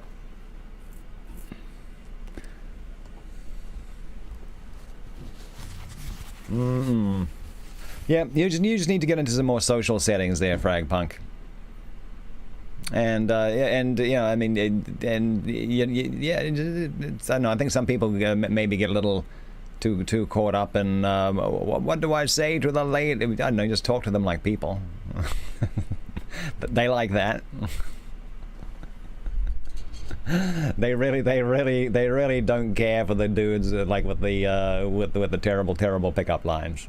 I don't know. Just treat them like real people. Treat them like real people, and I think they will like you. They will like you. All right. Let's do it. The Sphinx. The Sphinx. Yeah. During the dread reign of the Rona in New York, we could contemporize this one. I better not do that on the fly. During the dread reign of the cholera in New York, I had accepted the invitation of a relative to spend a fortnight with him in the retirement of his cottage ornee on the banks of the Hudson. What's an ornee? We had here around us all the ordinary means of summer amusement, and what with rambling in the woods, sketching, boating, fishing, bathing, music, and books, we should have passed the time pleasantly enough, but for the fearful intelligence which reached us every morning from the populous city. Not a day elapsed which did not bring us news of the decease of some acquaintance. Then, as the fatality increased, we learned to expect daily the loss of some friend. At length we trembled at the approach of every messenger. The very air from the south seemed to us redolent with death. That paralyzing thought, indeed, took entire possession of my soul. I could neither speak, think, nor dream of anything else. My host was of a less excitable temperament, and although greatly blah, blah, blah, blah, blah, blah, blah. Let's try that again. My host was of a less excitable temperament, and although greatly depressed in spirits, exerted himself to sustain my own. His richly philosophical intellect was not at any time affected by unrealities. To the substances of terror he was sufficiently alive, but of its shadows he had no apprehension. Okay, so this coincidentally is in the time of the Great Cholera outbreak, which was wiping out tons of people. Yeah, and they are doing their they are in their own like little social isolation zone right there. Him and this one dude. His endeavors to arouse me from the condition of abnormal gloom into which I had fallen were frustrated in great measure by certain volumes which I had found in his library.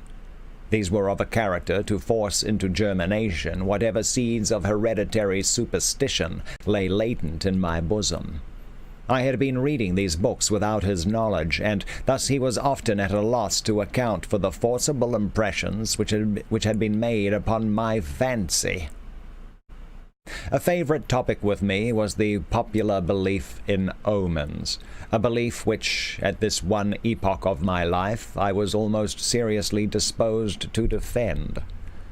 On this subject we had long and animated discussions, he maintaining the utter groundlessness of faith in such matters, I contending that a popular sentiment arising with absolute spontaneity, that is to say, without apparent traces of suggestion, had in itself the unmistakable elements of truth, and was entitled to as much respect as that intuition which is the idiosyncrasy of the individual man of genius. The fact is that soon after my arrival at the cottage there had occurred to myself an incident so entirely inexplicable, and which had in it so much of the portentous character, that I might well have been excused for regarding it as an omen. It appalled, and at the same time so confounded and bewildered me, that many days elapsed before I could make up my mind to communicate the circumstances to my friend. Near the close of exceedingly warm day, I was sitting, book in hand, at an open window, commanding, through a long vista of the river banks, a view of a distant hill, the face of which nearest my position had been denuded by what is termed a landslide of the principal portion of its trees. My thoughts had been long wandering from the volume before me to the gloom and desolation of the neighboring city.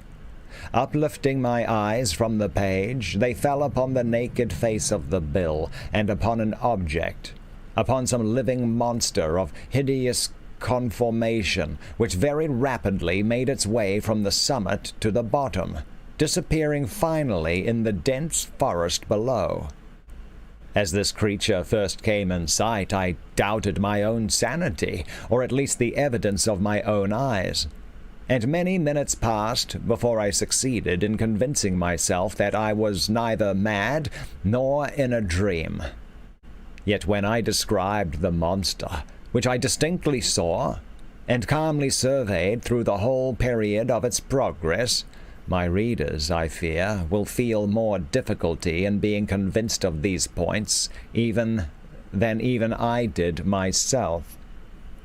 Estimating the size of the creature by comparison with the diameter of the large trees near which it passed, the few giants of the forest which had escaped the fury of the landslide, I concluded it to be far larger than any ship of the line in existence.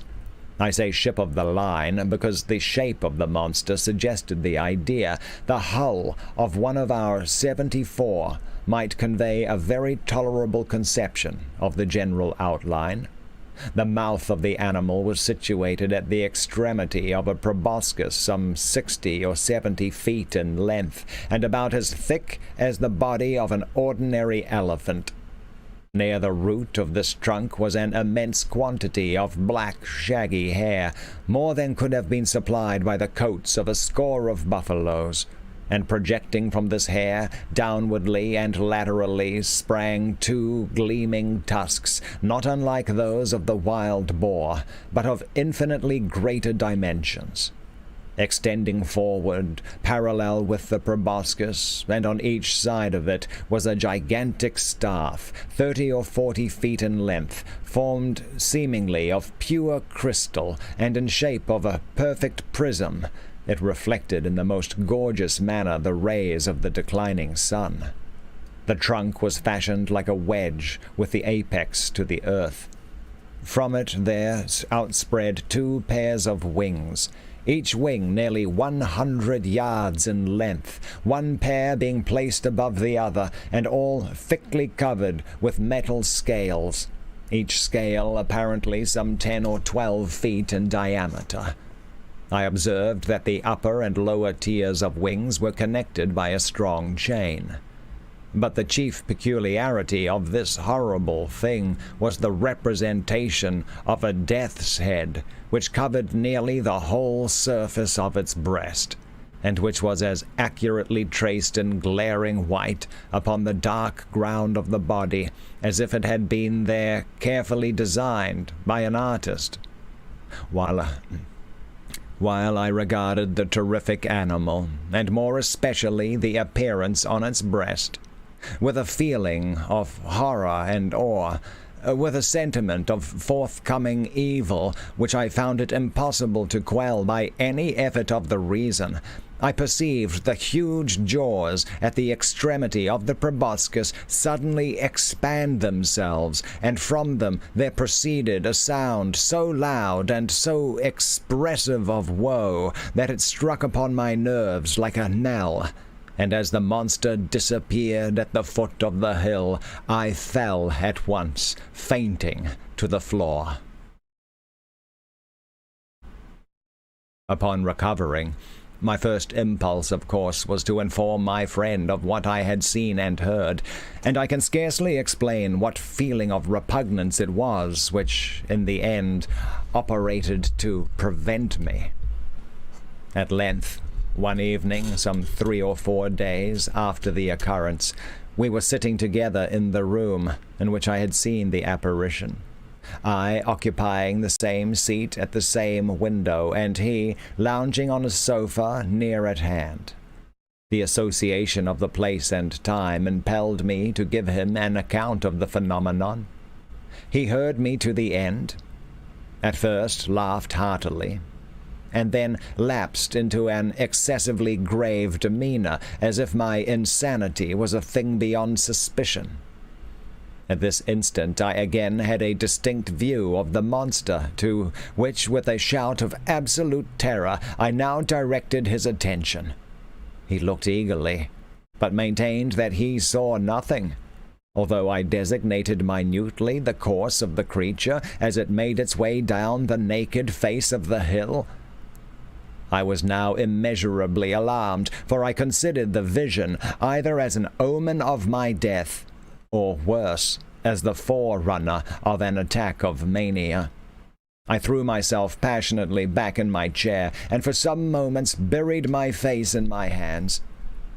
When I uncovered my eyes, the apparition was no longer apparent. My host, however, had in some degree resumed the calmness of his demeanor, and questioned me very rigorously in respect to the conformation of the visionary creature. When I had fully satisfied him on this head, he sighed deeply, as if relieved of some intolerable burden, and went on to talk, with what I thought a cruel calmness, of various points of speculative philosophy, which had heretofore formed subject of discussion between us. I remember his insisting very especially, among other things, upon the idea that the principal source of error in all human investigations lay in the liability of the understanding to underrate or to overvalue the importance of an object through mere misadmeasurement of its propinquity.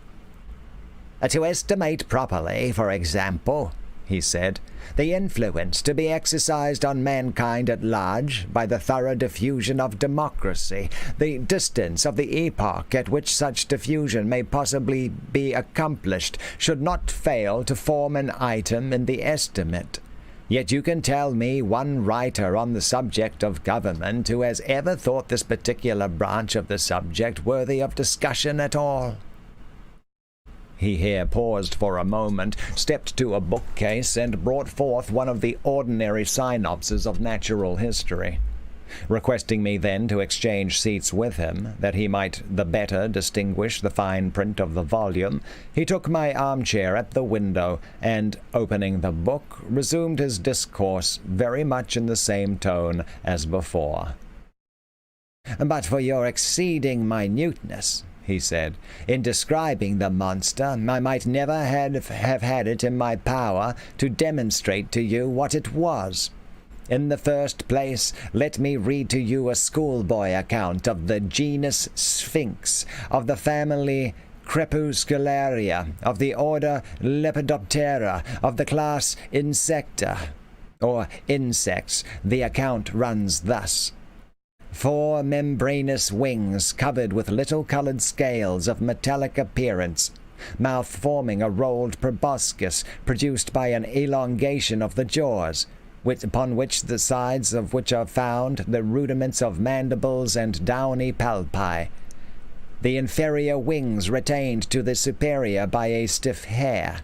Antennae in the form of an elongated club. Prismatic. Abdomen pointed. The death's-headed Sphinx has occasioned much terror among the vulgar, at times, by the melancholy kind of cry which it utters, and the insignia of death which it wears upon its corselet. He here closed the book and leaned forward in the chair, placing himself accurately in the position which I had occupied at the moment of beholding the monster. "Ah, here it is," he presently exclaimed. "It is reascending the face of the hill, and a very remarkable-looking creature I admit it to be. Still, it is by no means so large or so distant as you imagined it, for the fact is that, as it wriggles its way up this thread, which some spider has wrought along the window sash, I find it to be about the 16th of an inch in its extreme length, and also about the 16th of an inch distant from the pupil of my eye." Yeah? Yeah? Okay, I thought it was amusing. I thought it was amusing. All right. All right, so I hope everyone understood what was happening there. Don't know. And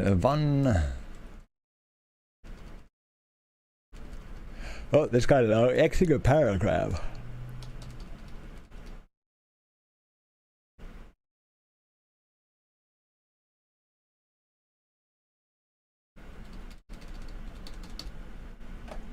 The power of words.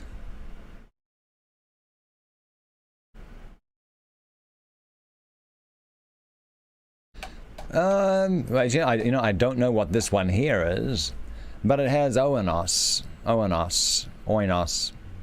not quite sure how to say it, but oinos is in that other one, in Shadow, a parable. Remember the one with where everyone's they have the several friends. They're at the funeral of their friend at a wake, waiting for and Oenos was the one narrating the tale there. So apparently, I guess he shows up in another one. I don't know if he shows up in any more. Shadow, do you like that one? All right, okay. Tell you what, we got time for one more. Let's do one more. Let me just change books real fast.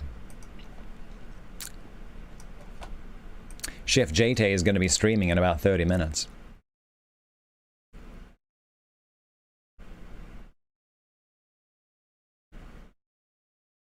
What shall we do?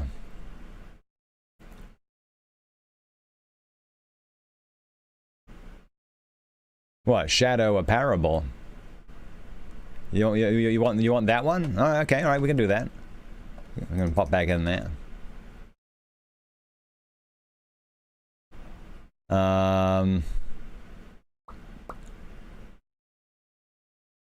There's the fall of the House of Usher. Shadow, a parable. So this one also has Oenos. Pronounce. So let me see if there's a way to pronounce. Is there a proper way to do it? Oenos. How to pronounce it in biblical Greek?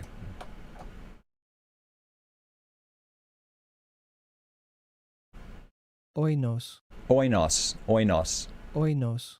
Oinos. Oinos. Oinos. Oinos. Well, here's the thing. I don't know how accurate that particular thing is there. Chef JT is listening from the other room. Mrs. Shadowtronic's fussing at you for talking on ham radio during book. Yeah, what are you doing there? Oh boy, Shadowtronics. Splitting his attention. That's okay, that's right. We need some book club loyalty here. Yes, we do. Now I understand why Mrs. Shadowtronic says she's my favorite. Yes, I get it now. Alrighty. There we go. Okay. Okay there, Cam No. What is up? What is up, Cam No? Alright. Okay, so let's read through this. Okay, you are still streaming in a half hour, right, Chef JT?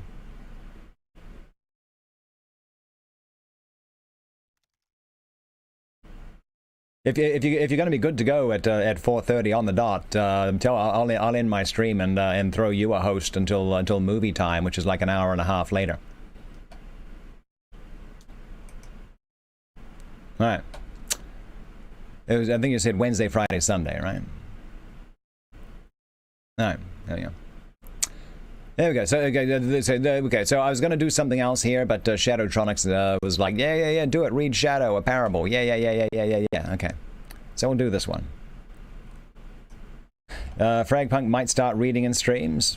You're going to start stream? Okay, cool. Make sure you get your request for a stream key in earlier rather than later. Mixer does make you wait 24 hours, and they make you take a little test before you can even get that stream key. Get all that out of the way. Yeah. Let's do a shadow, a parable. Yea, though I walk through the valley of the shadow. Psalm of David. Ye who read are still among the living, but I who write shall have long since gone my way into the region of shadows. For indeed, strange things shall happen, and secret things be known, and many centuries shall pass away, ere these memorials be seen of men. And when seen, there will be some to disbelieve, and some to doubt, and yet a few who will find much to ponder upon in the characters here graven with a stylus of iron. The year had been a year of terror, and of feelings more intense than terror, for which there is no name upon the earth. For many prodigies and signs had taken place, and far and wide, over sea and land, the black wings of the pestilence were spread abroad. So yeah, this is something which pops up in Poe stuff quite often. It's changing the title here. There's always some kind of plague going around. A lot of his stories, even like Mask of the Red Death, plague. It's all over. I mean, but he's living in these times. So, for many prodigies and signs had taken place, and far and wide, over land and sea, the black wings of the pestilence were spread abroad. To those, nevertheless, cunning in the stars, it was not unknown that the heavens wore an aspect of ill. And to me, the Greek oinos, among others, it was evident that now had arrived the alternation of that 794th year, when, at the entrance of Aries, the planet Jupiter is conjoined with the red ring of the terrible Saturnus. The peculiar spirit of the skies, if I mistake not greatly, made itself manifest, not only in the physical orb of the earth, but in the soul's imaginations and meditations of mankind. Something more pizza. Over some flasks of the red Chian wine, within the walls of a noble hall, in a dim city called Ptolemy, we sat, at night, a company of 7. And to our chamber there was no entrance, save by a lofty door of brass, and the door was fashioned by the artisan Coronos, and being of rare workmanship, was fastened from within. Black draperies, likewise in the gloomy room, shut out from our view the moon, the lurid stars, and the peopleless streets. But the boding and the memory of evil, they would not be so excluded. There were things around us and about of which I can render no distinct account, things material and spiritual, heaviness in the atmosphere, a sense of suffocation, anxiety, and above all, that terrible state of existence which the nervous experience when the senses are keenly living and awake, and meanwhile the powers of thought lie dormant. A dead weight hung upon us. It hung upon our limbs, upon the household furniture, upon the goblets from which we drank, and all things were depressed and borne down thereby. All things, save only the flames of the 7 lamps which illumined our revel, uprearing themselves in tall, slender lines of light, they thus remained, burning all, pallid and motionless. And in the mirror which their lustre formed upon the round table of ebony at which we sat, each of us there assembled beheld the pallor of his own countenance, and the unquiet glare in the downcast eyes of his companions. Yet we laughed, and were merry in our proper way, which was hysterical, and sang the songs of Anacreon, which are madness, and drank deeply, although the purple wine reminded us of blood. For there was yet another tenant of our chamber, in the person of young Zoilus.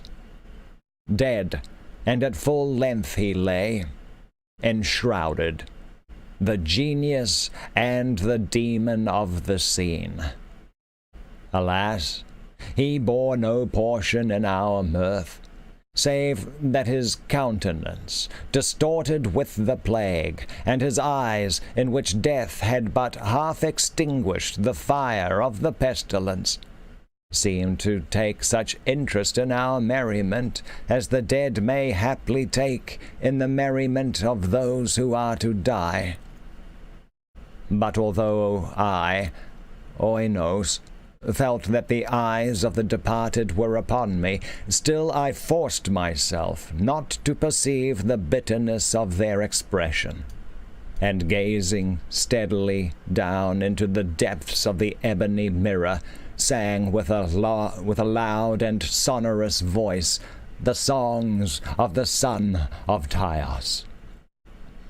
But gradually my songs, they ceased, and their echoes, rolling afar off among the sable draperies of the chamber, became weak and undistinguishable, and so faded away. And lo, from among those sable draperies where the sounds of the song departed, there came forth a dark and undefined shadow, a shadow such as the moon, when low in heaven, might fashion from the figure of a man. But it was the shadow neither of man, nor of God, nor of any familiar thing. And quivering a while among the draperies of the room, it at length rested in full view upon the surface of the door of brass. But the shadow was vague, and formless, and indefinite, and was the shadow neither of man nor of God, neither God of Greece, nor God of Chaldea, nor any Egyptian god. And the shadow rested upon the brazen doorway and under the arch of the entablature of the door, and moved not, nor spoke any word, but there became stationary, and remained. And the door whereupon the shadow rested was, if I remember aright, over against the feet of the young Zoilus enshrouded. But we, the seven there assembled, having seen the shadow as it came out from among the draperies, dared not steadily behold it, but cast down our eyes, and gazed continually into the depths of the mirror of ebony. And at length I, Oinos, speaking some low words, demanded of the shadow its dwelling and its appellation. And the shadow answered, I am Shadow, and my dwelling is near to the catacombs of Ptolemy, and hard by those dim plains of illusion which border upon the foul Coronian Canal. And then did we, the seven, start from our seats in horror, and stand trembling, and shuddering, and aghast, for the tones in the voice of the shadow were not the tones of any one being, but of a multitude of beings, and varying in their cadences from syllable to syllable, fell duskly upon our ears in the well-remembered and familiar accents of many thousand departed friends.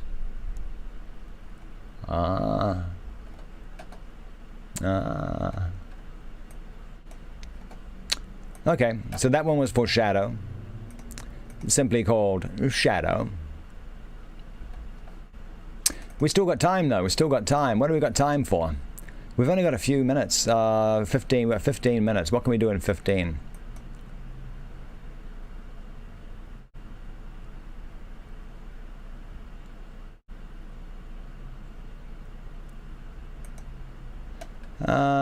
It's Polaris. 1, 2, 3, 4, 5, 6, 7.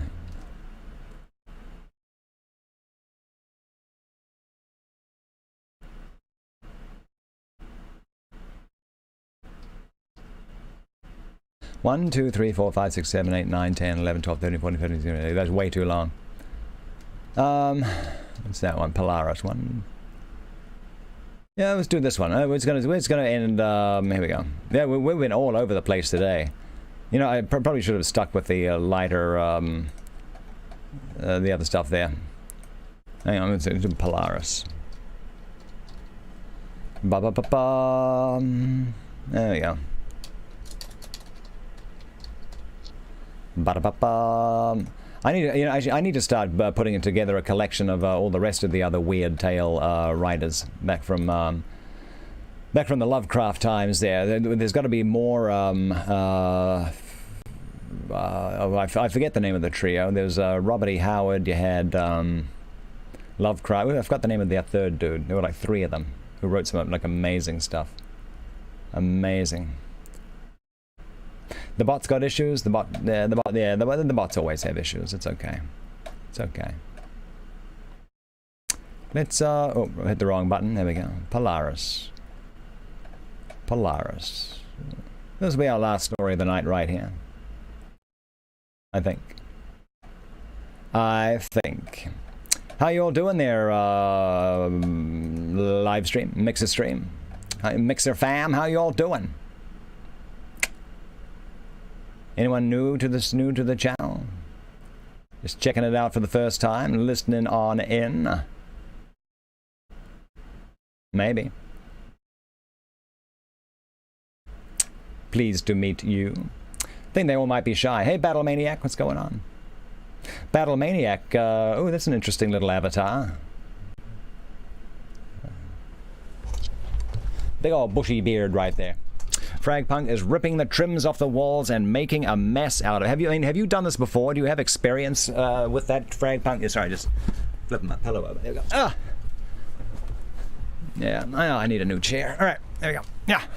All right. Who was the god of wine? That was Dionysus. You have no idea. Okay, you're making it up as you go. Yeah, that's what I do too. And if it's too difficult for me to do personally, I'll get some handy people and some actual people who know what they're doing. But yeah, there's a lot of stuff that you can do yourself if you just got the time for it. Okay, let's do it. Polaris. Okay, so no one's really new to the channel. All right. Okay. Polaris. Into the north window of my chamber glows the pole star with uncanny light. All through the long hellish hours of blackness it shines there.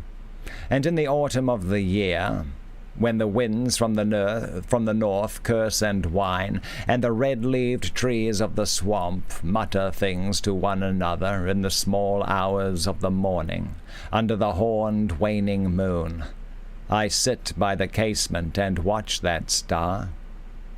Down from the heights reels the glittering Cassiopeia as the hours wear on, while Charles Wayne lumbers up from behind the vapor-soaked swamp trees that sway in the night wind. Just before dawn, Arcturus winks ruddily from above the cemetery on the low hillock, and Coma Berenices shimmers weirdly afar off in the mysterious east. But still, the pole star leers down from the same place in the black vault, winking hideously like an insane watching eye which strives to convey some strange message, yet recalls nothing save that it once had a message to convey. Sometimes, when it is cloudy, I can sleep. Good Lord. Been holding that in all day there, more pizza, huh? Almost to 21. Wow, and the sparks just don't stop either. That's amazing. I'm blown away. Okay, Fragpunk, you're doing everything on your own. You're 1 year older than Oh, Mr. Fragpunk. All right. Yeah, let's get rid of that. Yeah, we don't put out personal identifying information like that. It's not good. Don't do that. All right. You never know who's taking notes on the internets. Yeah. All right. Okay, let's get on with it. Sometimes when it is cloudy, I can sleep. Well do I remember the night of the great aurora, when over the swamp played the shocking coruscations of the demon light. After the beams came clouds, and then I slept. Yeah, you just gotta be cautious on the internet, man. Yeah, yeah. I mean, all people need is like a name, birthday, and then you know where you live roughly, and yeah. There are strange people out there. And it was under a horned waning moon that I saw the city for the first time. Still and somnolent did it lie on a strange plateau in a hollow betwixt strange peaks. Of ghastly marble were its walls and towers, its columns, domes, and pavements. In the marble streets were marble pillars, the upper parts of which were carven into the images of grave, bearded men. The air was warm and stirred not, and overhead, scarce 10 degrees from the zenith, glowed that watching pole star. Long did I gaze on the city, but the day came not. When the red Aldebaran, which blinked low in the sky, but never set, had crawled a quarter of the way around the horizon, I saw light and motion in the houses and the streets. Forms strangely robed, but at once noble and familiar, walked abroad. And under the horned, waning moon, men talked wisdom in a tongue which I understood, though it was unlike any language I had ever known. And when the red Aldebaran had crawled more than halfway around the horizon, there were again darkness and silence. When I awaked, I was not as I had been. Upon my memory was graven the vision of the city, and within my soul had arisen another and vaguer recollection, of whose nature I was not then certain.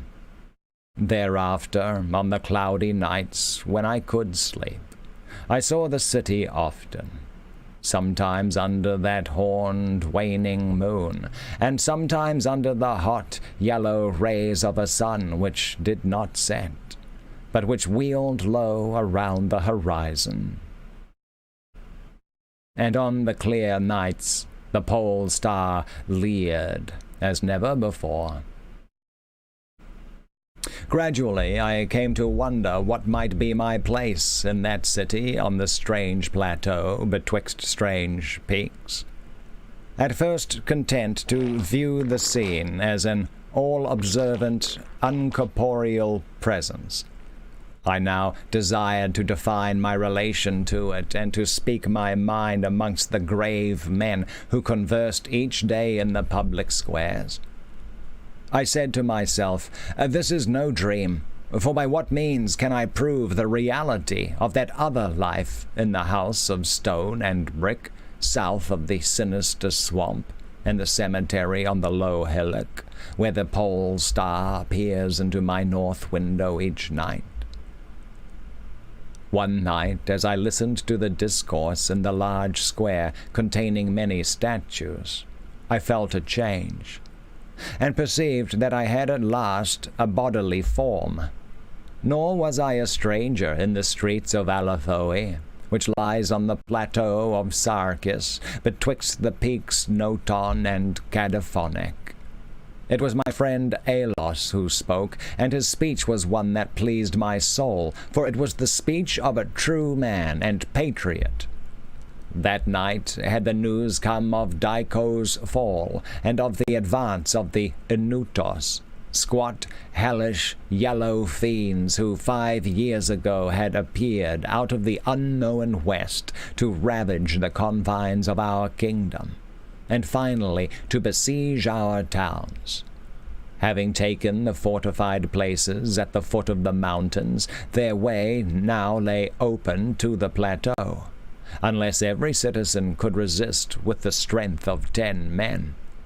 For the squat creatures were mighty in the arts of war, and knew not the scruples of honor, which held back our tall, gray-eyed men of Lomar from ruthless conquest. Alos, my friend, was commander of all the forces on the plateau, and in him lay the last hope of our country. On this occasion he spoke of the perils to be faced, and exhorted the men of Alathoe, bravest of the Lamarians, to sustain the traditions of their ancestors, who, when forced to move southward from Zobna before the advance of the great ice sheet, even as our descendants must some day flee from the land of Lomar, valiantly and victoriously swept aside the hairy, long-armed cannibal Nopkes that stood in their way. To me, Alos denied a warrior's part, for I was feeble and... to me, Alos denied a warrior's part, for I was feeble and given to strange faintings when subjected to stress and hardships. But my eyes were the keenest in the city, despite the long hours I gave each day to the study of the Narcotic manuscripts and the wisdom of the Zobnarian fathers. So my friend, desiring not to doom me to inaction, rewarded me with that duty which was second to nothing in importance.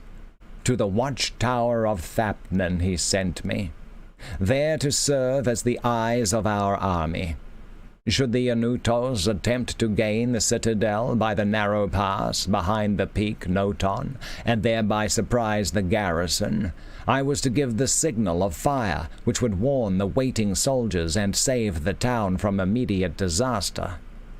Alone I mounted the tower, for every man of stout body was needed in the passes below.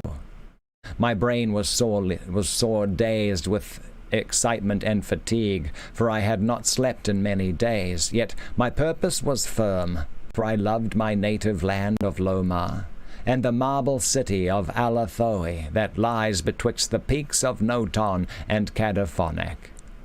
But as I stood in the tower's topmost chamber, I beheld the horned waning moon, red and sinister, quivering through the vapors that hovered over the distant valley of Banov. And through an opening in the roof glittered the pale pole star, fluttering as if alive, and leering like a fiend and tempter.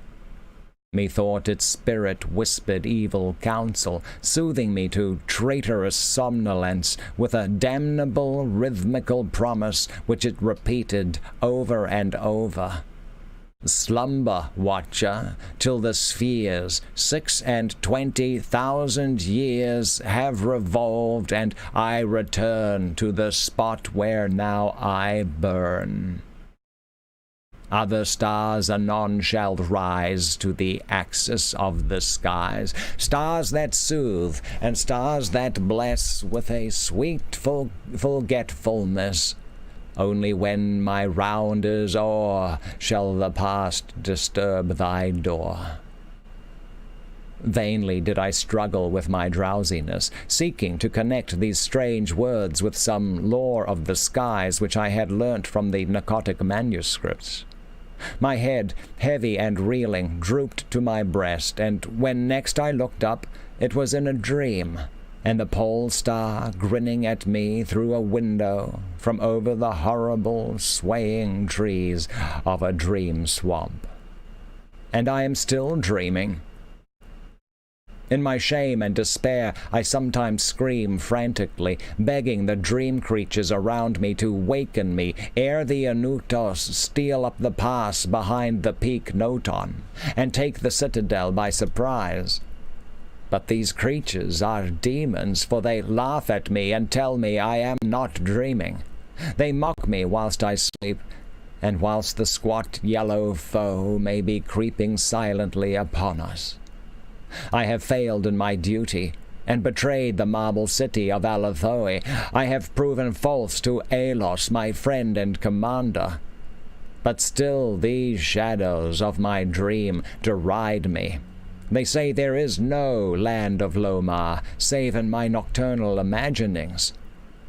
That in those realms where the pole star shines high, and red Aldebaran crawls low around the horizon, there has been naught save ice and snow for thousands of years, and never a man save squat yellow creatures blighted by the cold, whom they call Esquimaux. And as I writhe in my guilty agony, frantic to save the city whose peril every moment grows, and vainly striving to shake off this unnatural dream of a house of stone and brick south of a sinister swamp and a cemetery on a low hillock, the pole star, evil and monstrous, leers down from the black vault, winking hideously like an insane watching eye which strives to convey some strange message, yet recalls nothing save that it once had a message to convey. A little open-ended. But that, my friends, brings us to the end. What's up there, redhead Irish? How you doing? What's up? You catching us right as we're ending our stream? Right as we are ending our stream. You're going to talk about gaming and talking about life. Yeah, maybe. Yeah, I'll come check it out there, Fragbunk. Make sure you get your get your plan together with what you want to do on a stream. You've just downloaded the app. Very cool. All right. Very nice. And throw us a follow. Very cool, very cool. I like that. Well, thank you. Yeah, well, okay, well, I am, like I said, I am ending my stream right now. Let me just quickly tell you a little bit about it. Here we go. It's all laid back right now. All laid back, yeah. Yeah, I read books here on Mixer. Yeah, so Sundays, we have Short Story Sunday. It's literally just like short stories. Sometimes we have creative writers in the audience who will send me something to read, and I'm always happy to read anything that you might have written. Yeah, Monday through Thursday, that's our main thing there, 10 a.m. Pacific, 1 p.m. Eastern. That's when I read novels, and we've just finished this one here, The Secret Adversary by Agatha Christie. Tomorrow we're starting Wuthering Heights by Emily Bronte. That's going to be pretty fun. It's going to be pretty fun. Yeah. And so anyway, in short, yeah, we do a book club in the morning, video games in the evening. And that's what we do here. So yeah, and we have movie night on Sundays. So tell you what, here's the plan. I'm going to end my stream here. I got a few things to take care of. I'm going to be back in 1.5 hours, back in 90 minutes. I'm going to throw a host over to, has he started already? Chef JT. Where's he at? Where's Chef JT? Right there. Let's pull up a second. Yeah, so yeah. I don't know how long he's going to be going for. I'm going to leave you in good hands though for the next 90 minutes. It's going to be with Chef JT. And then, yeah, 6 p.m. Pacific, 9 p.m. Eastern tonight. Listen, 1.5 hours. I'm going to be back. We're going to have movie night. We're going to be watching The Fat Spy, a 1960s parody of the beach party movies and spy movies of the time. It's really terrible. It's not a good movie. But we'll have fun with it. And then we'll get some more gaming in. More gaming in tonight. We'll find some fun stuff to play. Maybe some. I have that Wolf Among Us. Someone requested that. We were going to do it last week, and I didn't have it installed for some reason. But anyway, I have it reinstalled now. So anyway, yeah, I'll see you all in a bit. And thank you. Well, thank you for the embers. Thank you for those. They all add up very nicely. Thank you very much. Letting me do some amazing things. Yeah. Yeah, and thank you for the follows. Thank you for the sparks. Good gracious. I mean, like, look at that. That's, boy, 19 million of them. That's a ton. And thank you for the follows. And thank you for just spending some time with us. I hope you have enjoyed it. Well, I think you might have been enjoying it because you wouldn't still be here if you didn't. That's the way I see that one. But anyway, Redhead Irish, thank you for that. Thank you for that follow there. And I'll be back later. Halo 5, I don't know. No, we'll be doing Halo. We're going to be doing a bunch of Halo 5 tomorrow night. Monday is generally the big Halo night, Fragpunk. All right. Well, you're very welcome, Tillable Cat. You're very welcome. I just love being able to do it. Catch you later there, Battle Maniac, Mrs. Shadowtronics. Thank you, Mr. Shadowtronics, for being on the ball with the modding there. In case everyone was so well behaved today, though. I don't think we had to time anyone up. Ketamine just hooked us up with a follow.